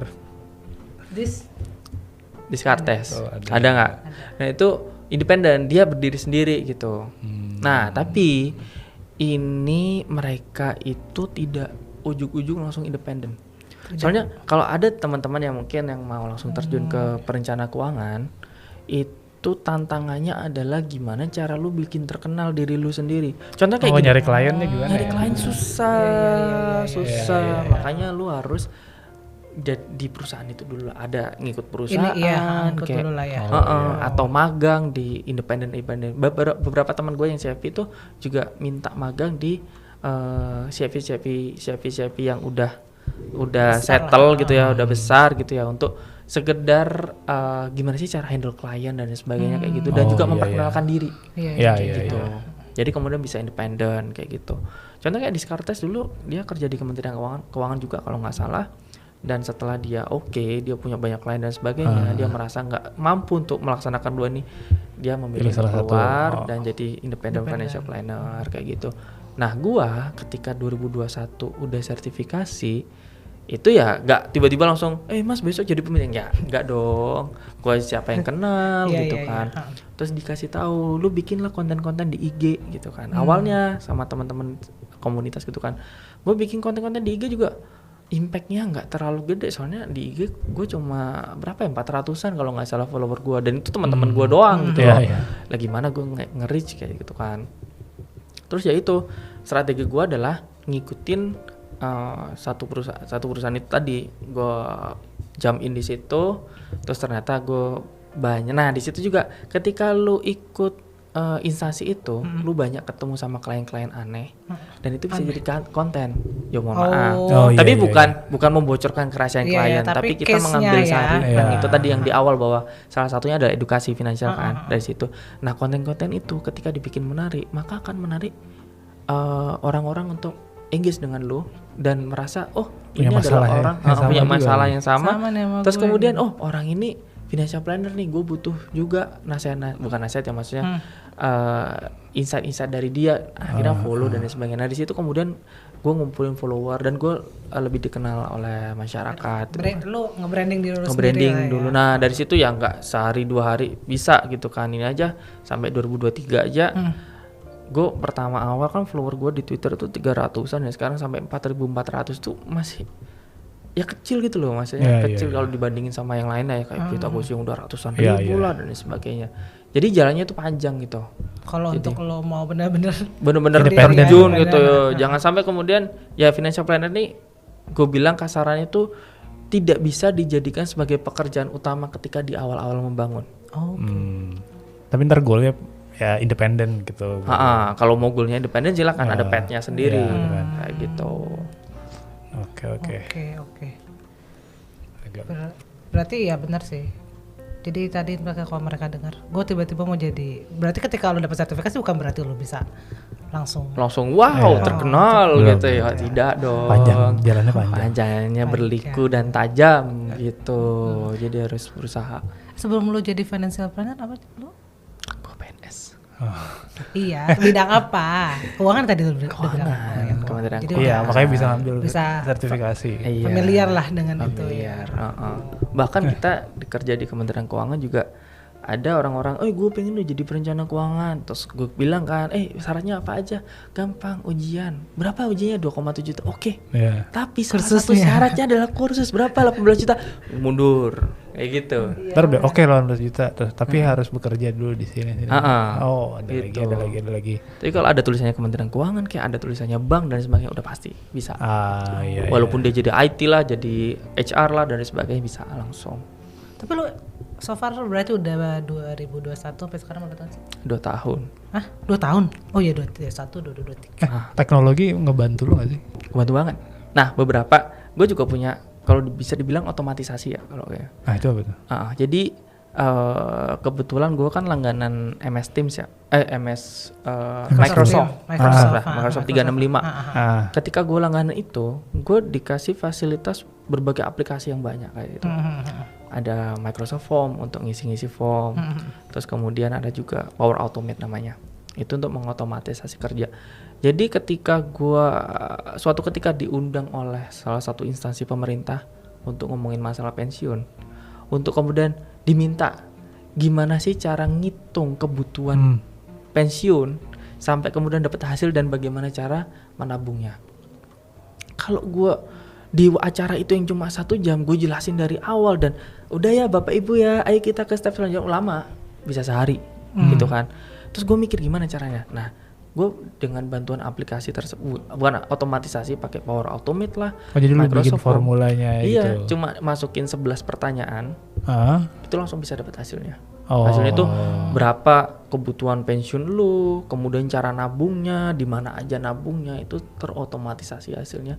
Dan dalam waktu cuma 4 menitan lah sampai ke email lu kalau lu mau nyoba kayak gitu. Nah dari situ kemudian gue mikir, wah bagus juga nih kayak gitu kan. Gue bikin beberapa yang lain, contohnya kayak menghitung, mengetahui profil risiko, profil risiko lu kayak gimana kayak gitu. Terus kemudian kemarin itu bahkan gue converting kalau di PNS itu disuruh ngisi LHKPN namanya, tau nggak LHKPN? Enggak. Itu laporan kekayaan bagi yang ada pejabat di negara. itu kalau kita lapor pajak kan, disuruh tulis. LHKPN itu kan berisi data-data asetnya berapa, pendapatan berapa, pengeluaran di mana. Kita gunakan itu dirubah jadi financial check up. Itu otomatis masukin tapi banyak itu 40 pertanyaan. Itu berapa asetnya gitu. dan sebagainya. Langsung keluar itu jadi 21 halaman laporan dalam waktu 5 menit. Karena itu otomatisasi kayak gitu. Nah, itu makanya aplikasi itu aplikasi itu sangat-sangat membantu gua untuk memberikan edukasi tanpa gua harus ngomong lu harus caranya ngitungnya kayak gini dan sebagainya. Kayak gitu. Tinggal kasihin aja aplikasinya kayak gitu.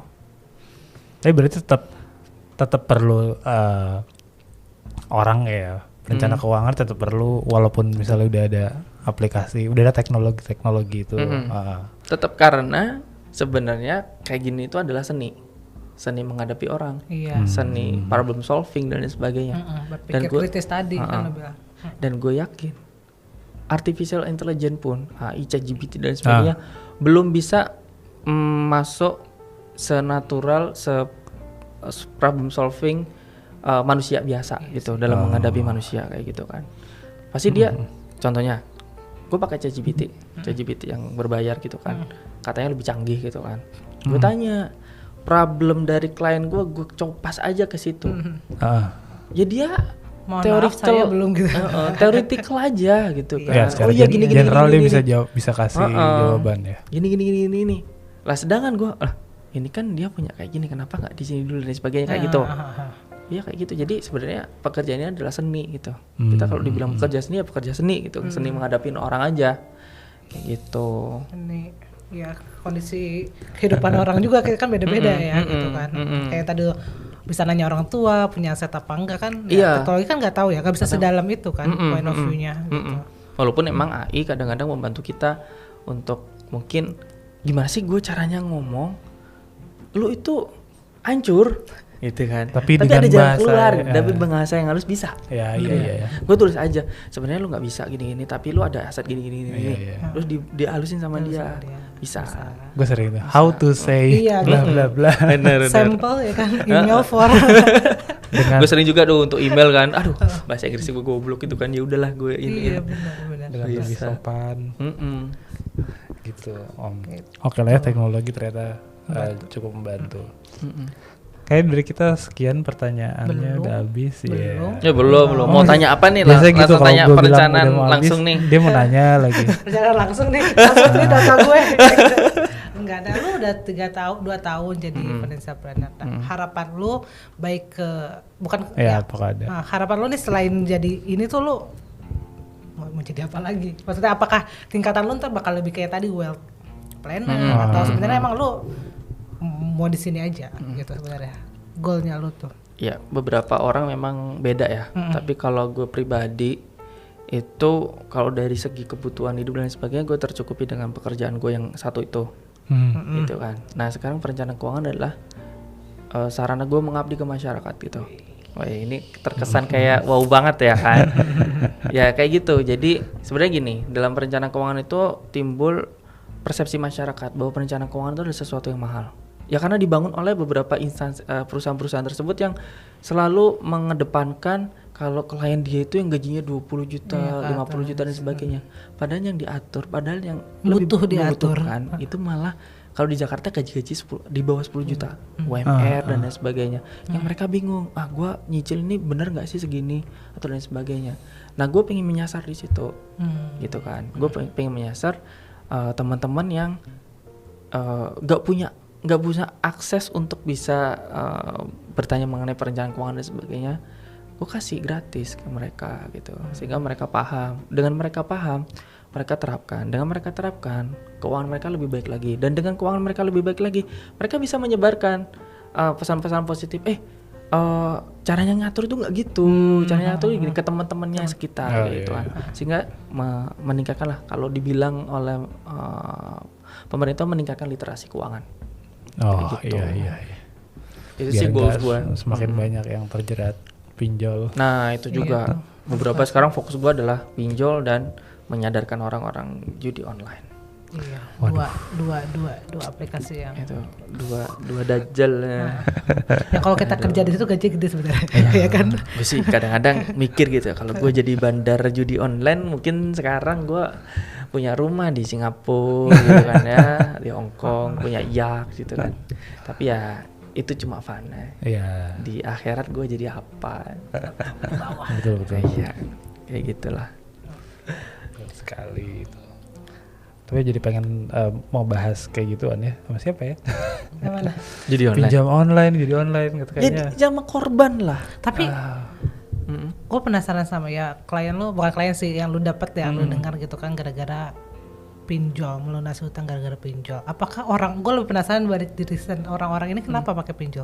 Tadi balik ke lifestyle atau sebenarnya ada sesuatu yang lain? Atau itu terlalu mudah banget diakses jadi padahal mereka tuh kayak punya, tapi karena itu mudah jadi gue mau beli yang lebih mahal, gue ngambil dari sini dulu gitu loh. Banyak penyebab. One tap away dapat. Emang salah satunya adalah kemudahan. 2 menit pakai KTP cekrik selesai, dapatlah 5 juta gitu kan. Tanpa memikirkan masa depan. Tapi ada juga yang karena judi online. Aset udah habis dan sebagainya, tapi pikiran dia gue harus judi online, deposit dan sebagainya. Untuk membayarin itu dia minjemnya ke situ kayak gitu. Judi online dia pinjol online gitu, pinjaman online, pinjol gitu kan. Terus ada juga yang memang karena kebutuhan. Karena kebutuhan, karena gaji segini, kemudian anak gue kok banyak kayak enaknya ya tadi ya. Kemarin ini anaknya siapa sih kok gue atur gitu kan. Tiba-tiba kebutuhan banyak kayak gitu kan. Itu kan karena perencanaan yang tidak matang di awal kayak gitu. Itu. Terus kemudian ada juga yang karena sifat sebenarnya. Ada beberapa klien itu yang ngeluh, ya mohon maaf ya, pasangannya itu konsumtif. Impulsive buying gitu. Ada yang bilang, istri gue nih suka banget nih tiba-tiba kalau ke mall itu pasti pulangnya tuh bawa barang kayak gitu. Ada juga yang bilang suami gue tuh suka banget nongkrong gitu, nggak tahu apa kalau istrinya ini empet-empetan kalau mau mau belanja gitu kan dan sebagainya. Ya gitu, itu salah satu faktornya banyak banget. Dan ya itu salah satunya judi online itu. Makanya gue bilang ya jauhilah dua ini kan, judi online dan pinjaman online kalau supaya hidup. Kemarin kan gue nge-tweet soal itu kan, kalau mau hidup tenang itu hindari judi online, hindari pinjaman online, hindari main saham atau kripto atau forex yang pakai leverage itu pakai margin ya. Jadi kita pinjam sebenarnya, pinjam ke sekuritas untuk beli saham yang lebih banyak gitu. Hindari itu. Itu kayak fitur baru di aplikasi yang gue pakai. Di ada sekuritas lah ya. Kayak apa gitu ini? kan. Coba gue belum sempat nyoba sih. Nah itu, pokoknya hindari itu aja, hidup lumayan tenang kayak gitu. Dan kemudian kemarin Twitternya lumayan rame juga. Up juga. Nah kayak gitu, itu salah satu yang ya itu dah. Salah satu tujuan dalam merencanakan keuangan supaya kita tenang hidup ya. Iya, untuk hidup tenang. Kalau sama sekali nggak ada utang tuh lebih tenang. Lebih tenang. Tapi ya. Sedangkan kalau emang punya utang tuh yang sih, lebih kayak bisa ke bank kayak gitu. Kalau utang produktif gimana? Nah, utang produktif boleh. Utang produktif itu utang buat usaha kayak gitu kan. Oh, iya. Oke. Tapi gitu harus diukur karena ada beberapa ada juga faktor usaha bisa jadi bangkrut juga bangkrut. ya. Jadi kayak kemarin itu dia 2019 dengan PD-nya pinjam duit gitu kan. 2020-nya COVID. Jadi harus nggak bisa dipikirkan prediksi dulu. itu sih. Harus dipikirkan dulu nih kalau seandainya gue usaha kayak gini ada nggak risiko-risikonya. Makanya kalau mau berusaha, kalau mau usaha atau buka usaha dan sebagainya, benar-benar harus diukur. Ini dihitung. Ini risikonya apa aja. Kalau gue nggak jadi untung ini apa aja risikonya dan sebagainya, baru diukur dan dicarikan jalan keluar dulu sebelum kita mulai melakukan usaha. Kayak gitu. Khususnya kalau usaha yang gede ya. Kalau usaha kecil mah ya udah mau jualan pop ice gitu ya. Dipikir lah sampai nggak jualan lah. Tergantung skala. Tergantung skala. Kalau emang ada duitnya, misalnya pop ice beli kontainer 2 juta ya lakuin aja. Besok dapat lagi kan duit gaji juga gitu kan. Kayak gitu. Tapi kalau bisnisnya udah ratusan juta ya perlu bener-bener dipikirin. Kayak gitu sih. I see. Nah, mikir-mikir kayak gitu bisa ke lu? Nah? Yang tadi enggak, kalau bisnis nggak bisa kalau tapi kalau bisnis pop ice bisa ke gua, maksudnya ya itu kan gampang banget ya udah sih lu modal 400.000 juga bisa kayak gitu kan. Tapi kalau gua pengen bikin ini apa namanya resort di pulau apa gitu, wah jangan ke gua, tapi kalau bagi-bagi duit bisa ke gua. Ya, gitu. kalau resort udah jadi boleh undang gua lah untuk review gitu kan. boleh itu aja sih. Mantap. Apalagi Kak? Tadi udah. Iya, gue belum minum sama sekali dari tadi nih. Kan dia bentar dekat ya. Aku minum aku. Ya Allah. Kenapa dikat? Kan. Enggak disponsori sama ini kan. Biar gampang. Gue biar gampang nyarinya buat ngekat. Kalau enggak capek berapa jam? Aduh, kalau ngedit berapa jam sih emang? Enggak, durasinya kan lama tuh, nyari yang mau dipotong mana ya. Sudah kelewatan gitu.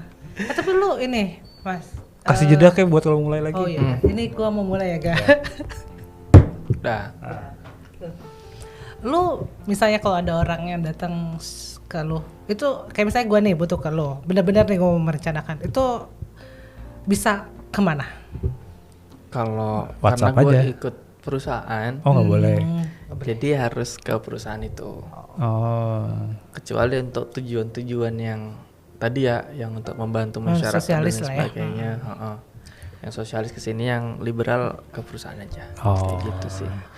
Kalau yang perusahaan kita ngomongnya. Berapakah tarif aja? Iya, kan soalnya kebanyakan memang gajinya kan 50 juta sebulan jadi. Saya kan gaji 100 juta sebulan. Masalah baterainya gue keuangan. Iya. 50 masih bisa lah. 50 masih bisa, 99 juta masih bisa. Gitu kan. Jadi itu ke perusahaannya, di situ dikasih lu dikasih financial check up gratis. Oh, check up ya. Check up dulu. Terus kemudian ketika kemudian ada di situ alurnya. Jadi setelah dapat financial check up itu dapat PDF yang isinya keadaan finansial lu. Nah, setelah lu tahu keadaan finansialnya, lu email ke perusahaan itu. Nah, di situ kemudian ditawari free konsultasi financial check up selama 20 menit. Kasih free. Ketika di situ kan 20 menit nggak bisa ya ngomongin semua terus. Gue pengen beli mobil ya, masa gue hitungin dalam 20 menit kan nggak cukup ya.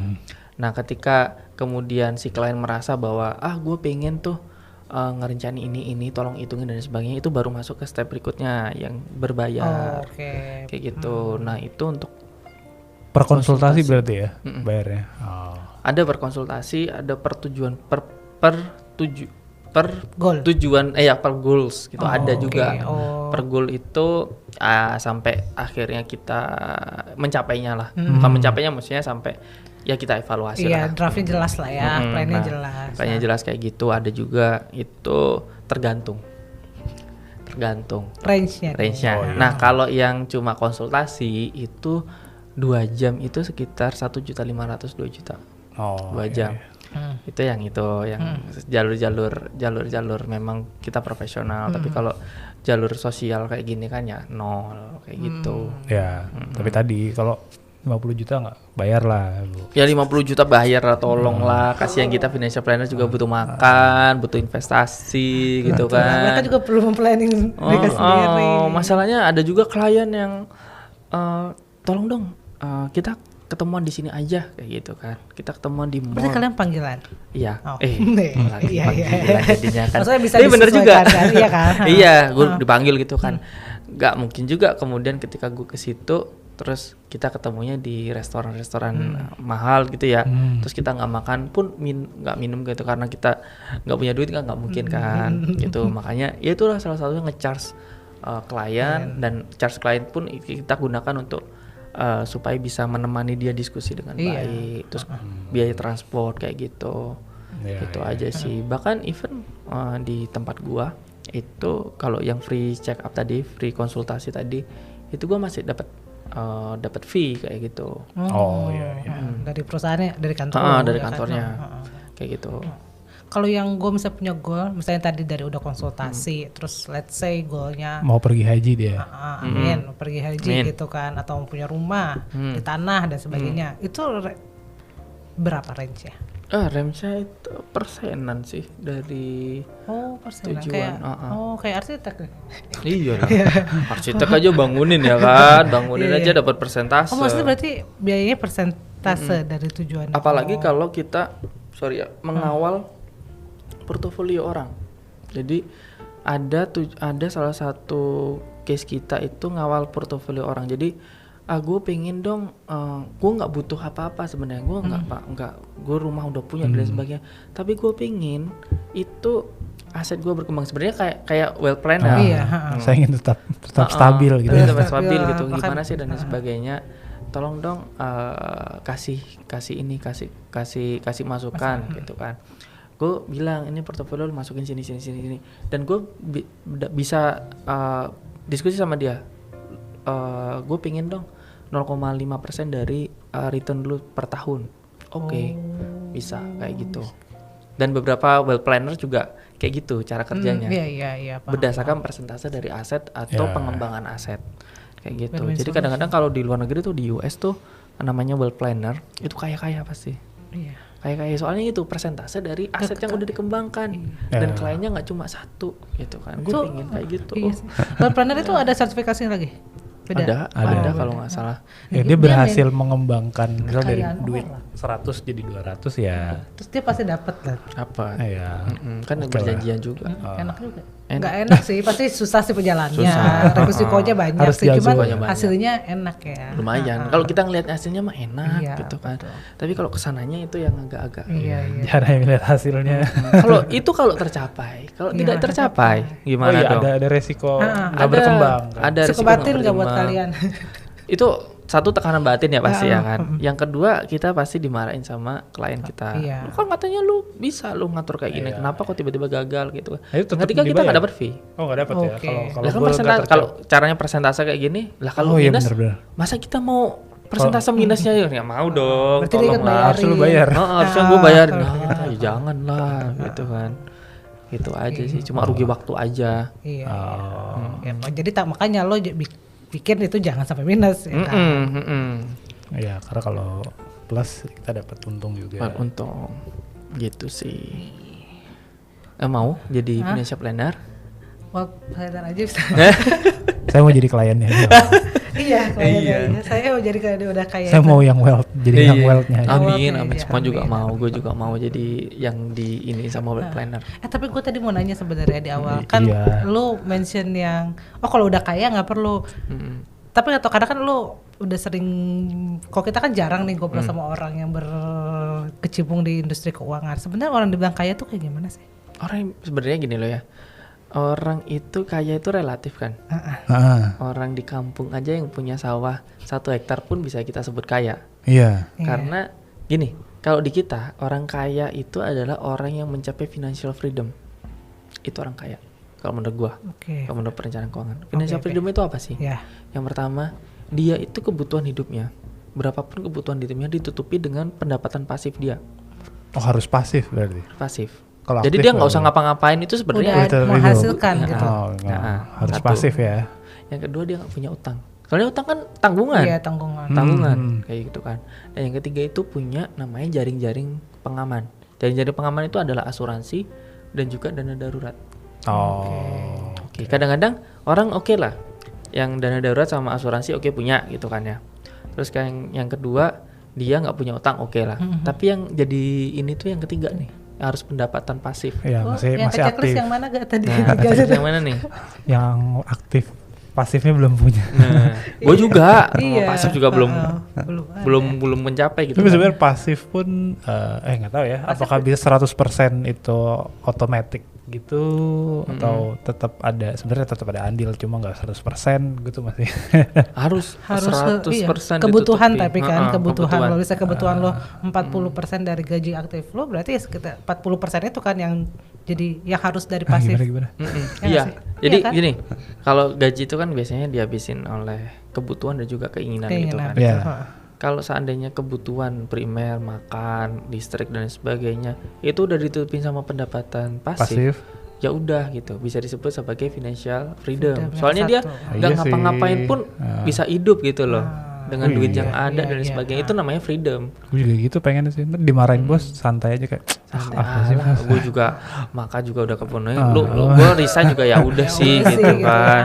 Nah tapi kan masalahnya nih ada satu nih, keinginan gitu kan. Keinginan memang bisa kita yang ngatur, bisa keluarga kita bisa nggak ada yang ngatur gitu kan. Itu kadang-kadang menjadi permasalahan orang-orang, kok gue nggak bisa ya jadi financial freedom yang sesuai dengan kriteria tadi kayak gitu ya, karena itu kadang-kadang keinginan itu agak tinggi-tinggi gitu. Saya terlalu banyak keinginan nih. Jadi kalau orang kaya itu ya memang orang yang dengan punya apa namanya aset triliunan miliaran memang orang kaya gitu kan. Tapi jangan salah, ada orang yang asetnya triliun miliaran tapi utangnya juga miliaran. Iya gitu kan. Kayak gitu. Ya. Jadi ya muter-muter aja sebenarnya duitnya. duitnya, tapi nggak memenuhi 3 kriteria yang lo bilang tadi kan. Tapi berarti kita harus memenuhi 3 kriteria itu ya. Nah masalahnya, aduh ketemu capres-capres ini ada financial freedom gak kira-kira? Nah kayak gitu kan. Bahaya nih kan. Benar. Kayak gitu aja sih. Jadi orang kaya itu kayak gitu. Jadi orang secara kampung itu kadang itu ya, yang benar tuh seperti itu. Benar. Orang kampung itu, orang yang petani-petani itu yang punya sawah dan sebagainya, sebenarnya mereka itu lebih kaya daripada kita. Ya. Daripada gua tidak terlihat bermewah-mewah gitu ya. Dia bisa hidup dengan nyaman gitu kan di kampung gitu, dengan cuma bahagia. Ngebajak sawah, nggak punya utang gitu dan sebagainya. Enak banget. Pagi kan kerjanya pagi selesai jam 8 udah selesai. Kan cuma iya benar, gue kemarin di Jawa Tengah ngeliat orang. Ini apa namanya itu ngasih pestisida tanaman terus balik gitu kan, minum kopi, enak banget. Iya, ngobrol sama tetangga. pensiunan yang nggak ada utang, enak banget kan hidupnya. Itu namanya financial freedom. Ya tinggal mengejar passion ya. Loh, masih banget. Passionnya itu keinginan tadi kan sebenarnya. Iya, itu sebuah keinginan. Nah, kalau punya sisa tadi nggak apa-apa, habisin aja. Habisin aja, kayak gitu sih. Menarik. Gitu ternyata orang kaya tuh ya. Jadi kita pengen jadi orang kaya kan. Cara yang pasif itu dulu ya tuh. Kayak susah banget sih. Iya gitu susah kan? Lah. Ya, kita aja mikir gitu kan. Tapi gini, kalau mau ya contohnya ya. Kemarin ada yang tanya, kebutuhan gue sekitar 6 juta kayak gitu kan. Sebulan adalah 6 juta. Berapa gue yang harus investasi berapa yang harus gue siapin? Modal investasi berapa supaya sebulan gue dapat 6 juta. Kayak gitu kan. 6 juta ambil aja, 6 juta itu setahunnya adalah 72 juta. 72 juta. Jadi lu butuh sekitar 1 miliar. Jika diinvestasikan ke instrumen dengan return 7,2%, itu lu dapat 72 juta lu setahun. Kalau dibagi sebulan dapat 6 juta. Buat memenuhi itu ya. Jadi lu butuh 1 miliar, tapi harus ditaruh di instrumen atau portofolio yang menghasilkan 7,2 juta. Kayak gitu. Kadang-kadang banyak orang pertanyaan, ada juga FIRE ya. FIRE itu financial gue lupa, retired early lah. Early ya. Maksudnya kakak gue financial gue lupa ya, gue perencanaan keuangan tapi gue lupa itu susah banget. Nah gitu kan, kadang-kadang nanya rate gue FIRE berapa. Rate FIRE itu maksudnya modal investasi berapa yang gue siapin supaya hasilnya itu bisa nutupin itu. kayak gitu. Kadang-kadang itu tanya itu rate fire gue berapa dan sebagainya. Gue pengen segera keluar lah dari perusahaan ini. Gue perusahaan yang toxic dan sebagainya, terserah lah. Yang penting itu dulu. Ada pendapatan pasif dulu. Kalau kerja di fintech atau apa, makanya gue kadang-kadang mikir jadi bener jadi online bisa langsung financial freedom sih sebenarnya. Bisa dong, tapi hidup gue nggak nyaman dikejar-kejar polisi, di akhirat disetrika sama malaikat gitu kan. Pilihan itu pilihan. Ada yang suka gitu. challenge. Jadi dia hidupnya emang pengen pengen kayak gitu kan. Pengen dikejar-kejar polisi bisa. Iya, challenge-nya sama akhirat kadang-kadang kan. Aduh, ada aja orang kayak gitu ya Allah. Semoga gue nggak kayak gitu, amin. Ya kalau orang gak ada yang kayak gitu ya aman dong sekarang. Aman dong, nggak ada dong jadi online kayak gitu aja sih. Mereka biasanya mau kaya aja kan sebenarnya. Jadi menghalalkan segala cara. Kayak gitu sih. Nyambungin itu tadi kalau investasi, itu kalau klien lu untuk pilihan investasinya tuh apa aja atau ada tingkatan-tingkatannya kah atau ada tingkatannya. Gimana tuh? Jadi orang-orang itu memiliki namanya gue bilang profil risiko. Profil risiko itu adalah ketahanan dia melihat nih kalau investasi gue gagal itu seberapa. Ada yang nggak mau lihat nih ketika dia investasikan uangnya itu rugi, nggak mau, sama sekali nggak mau. Itu namanya konservatif. Tapi kalau oke lah boleh lah kalau cuma 1% 2% mah gampang, ntar dibalikin itu moderat. Tapi kalau ada orang bilang nggak apa-apa rugi, tapi kalau dalam jangka panjang bisa untung lebih gede, apa salahnya? Itu namanya agresif. Nah beda perlakuan ketiganya. Kalau yang konservatif itu kita saranin lebih banyak di portofolionya itu instrumen-instrumennya aman, contohnya kayak obligasi negara, reksadana pasar uang, pendapatan tetap kayak gitu.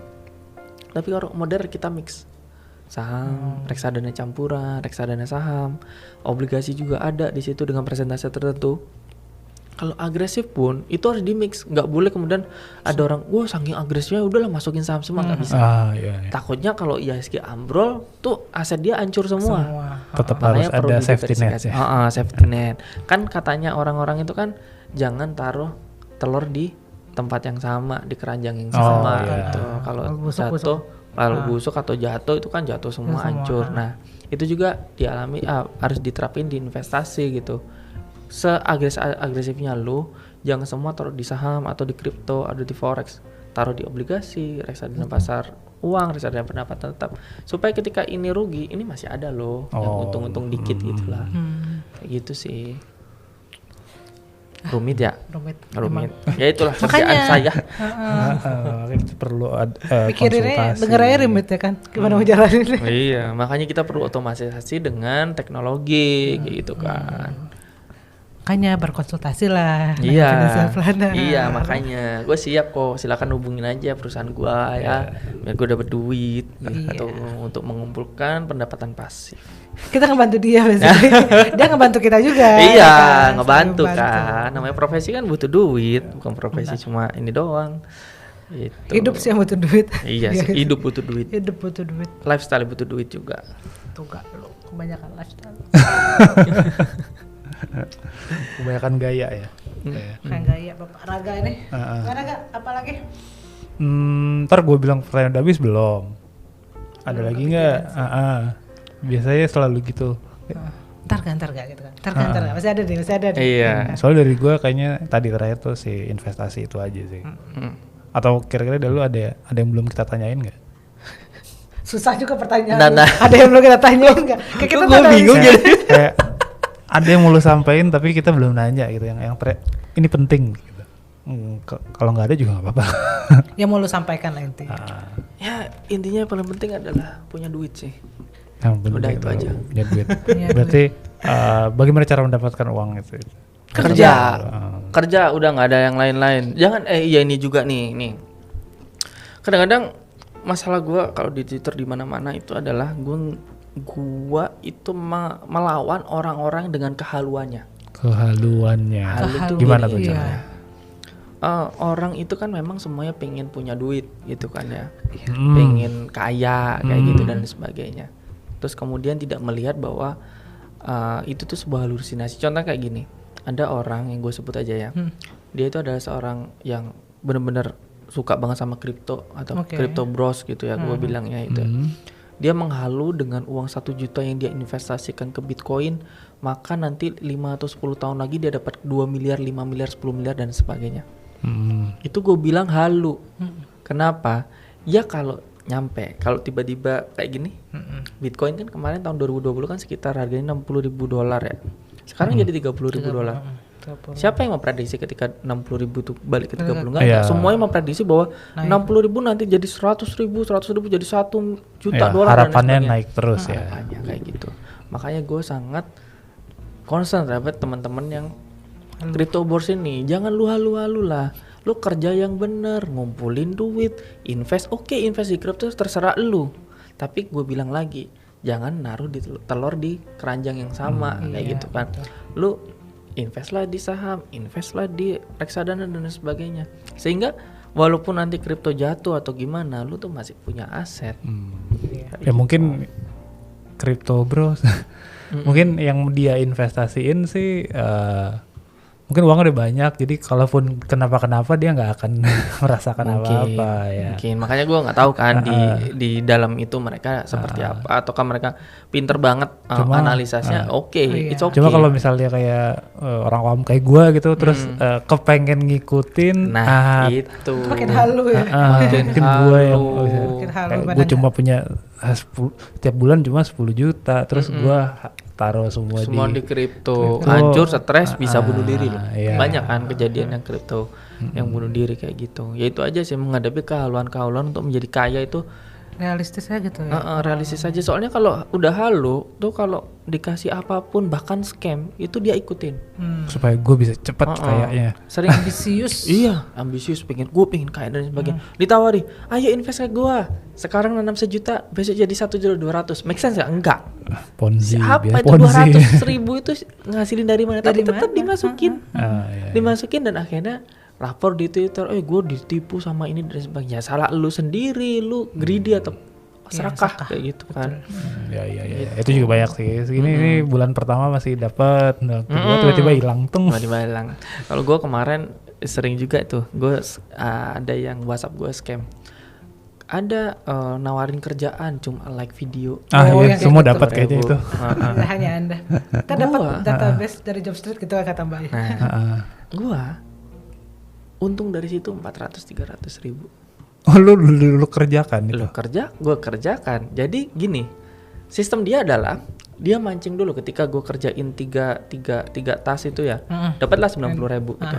Dia cairin bener-bener 90.000, kasih beneran 10.000. Gue kejar sampai pokoknya adalah sampai dia ngomong, lu harus transfer ke gue segini supaya duit lu cair. Setelah gue berhenti. Dari satu orang aja dapat kemarin dari 200.000, 120.000. Ini caranya guys, kalau kalian mau nerima boleh lakuin, tapi jangan terpancing untuk top up. Yang penting intinya rules di situ adalah ketika lu pengen menang, lu jangan mau transfer atau ngeluarin duit. Lu terima aja duit, tapi kalau lu udah disuruh transfer berhenti. Yang penting lu dapat kan 90.000, 60.000, 120.000. Emang karena lu ngerjain kan, disuruh dia nge-like gitu. Terus wah haram dan sebagainya. Lah kan gua udah kerjain tas gua kan, ini bukan haram ini. Itu aja sih. Kecuali kalau gue greedy lagi terus gue terusin. Biasa cara-caranya terjebak kemarin, di situ. Historisnya gue juga pernah nge-share itu di Twitter. Jadi lu cobain dulu. Gue cobain bener-bener, dikasih lah itu kan. Udah 60.000. Kemudian gue kerjain lagi 140, ditransfer 140, udah dapat 200. Kemudian baru gue ada ada duit di situ katanya. Total itu ada 160. Nah, satu tas lagi lu bisa cairin. Tapi tas satunya lu harus transfer 1 juta. Udah gue selesai. Yang penting kan gue 200 juta, dapat 200.000 kan.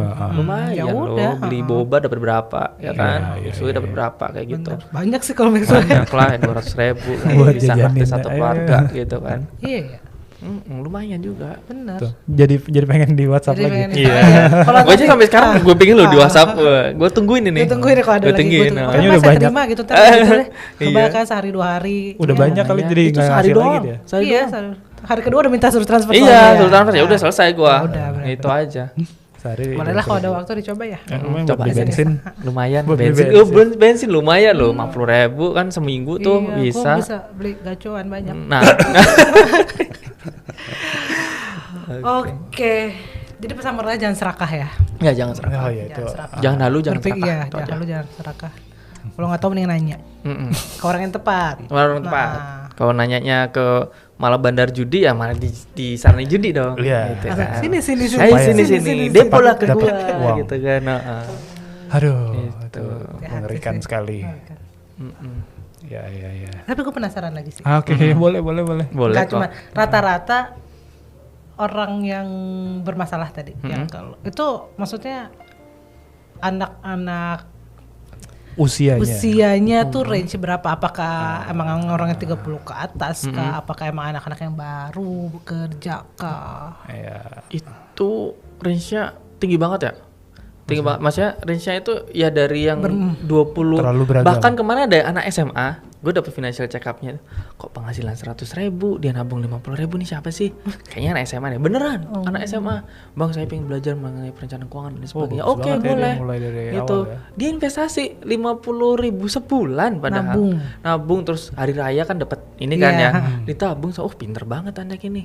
Dapat lah itu aset. Ada juga yang bapak-bapak udah mau pensiun, ternyata utangnya tinggi banget. Ada kayak gitu. Jadi nggak selamanya gue anak muda lah. Nggak. Itu Beragam lah ya. beragam banget. Beragam Beragam banget, banget. Ada yang bahkan ada pejabat pemerintah eselon 3 gitu. Eselon 3 itu setara dengan kepala kantor. Iya. Nah itu pun pernah ini konsultasi. Saya nggak bisa nabung nih, padahal gaji saya segini. Wah kok bisa? Ini ternyata istrinya yang konsumtif. Oh Pak, jadi jangan Pak, gajinya jangan ditaruh ke istri, jangan semua. Bapak aja gitu. Nanti kan marah. Udah dicoba aja dulu kayak gitu. Sampai ini ya urusan rumah tangganya ya di lo bantu atur ya. Ya, karena emang mempengaruhi ya. Aduh. Iya sih. Kita kan memberikan kenyataan walaupun pahit itu bisa jadi obat lah kalau buat penyakit ya. Sekarang sakit memang, tapi kedepannya bisa sembuh gitu loh. Mungkin karena itu suami gue gak ngasih semua aku. Nah itu kan Mungkin itu bisa menjadi ajang evaluasi. Gitu. Gua Saya juga konsumtif ini kita kayaknya Aduh. podcast konsumtif. Iya. Lu kok konsumtif sih dimakan kok. Nah itu kan bisa hedonnya tuh. dimakan.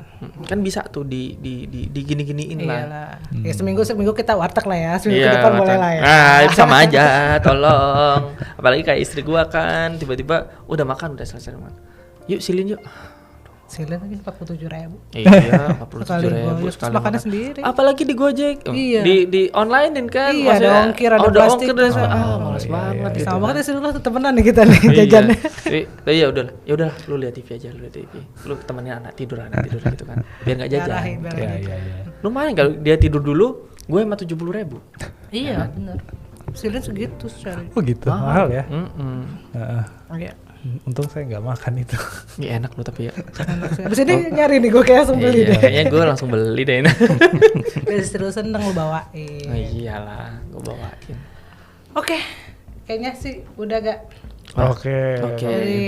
Terima Mas kasih Zulfikar, banyak. ada lagi yang mau disampaikan atau kesan dan pesan ke para anak-anak muda mungkin, ya orang tua juga kalau dengar nggak apa-apa sih. Kira-kira ada apa yang mau disampaikan? Silakan lihat kamera. Kalau tidak tahan. Lambaikan tangan. Oke. Siap. Kalau jadi perencana keuangan itu sah-sah aja dan itu bagus banget. Tapi kalau di awalnya itu jangan langsung kemudian confidence ya untuk menjadi perencana keuangan ya. Jadi jadikan itu sebagai part time terlebih dahulu. Nanti kalau udah settle, barulah kemudian bisa melangkah ke financial planner independent gitu. Profesional ya. Takutnya nanti kalau seandainya kita langsung menganggap bahwa financial planner adalah suatu profesi yang bisa menghasilkan uang dan sebagainya, ketika terjun ke dunia langsung kaget dan akhirnya ya mohon maaf menjadi pengangguran kayak gitu kan. Udah dapat kerja terlebih dahulu, nanti ini jadi sampingan. Ketika udah oke, baru kayak gitu. Nice. Biar jangan buru-buru ya. Iya. Pun harus 2 tahun kerja dulu kan di bidang finansial itu. Bagus juga sih itu syaratnya. Bagus. Oke. Terima kasih Wi. Kalau gitu dari kita juga cukup sekian. Thank you banget Mas Zulfikar udah mau hadir ngobrol-ngobrol bareng gue sama Raga dan semoga teman-teman juga yang mendengarkan mendapat faedah.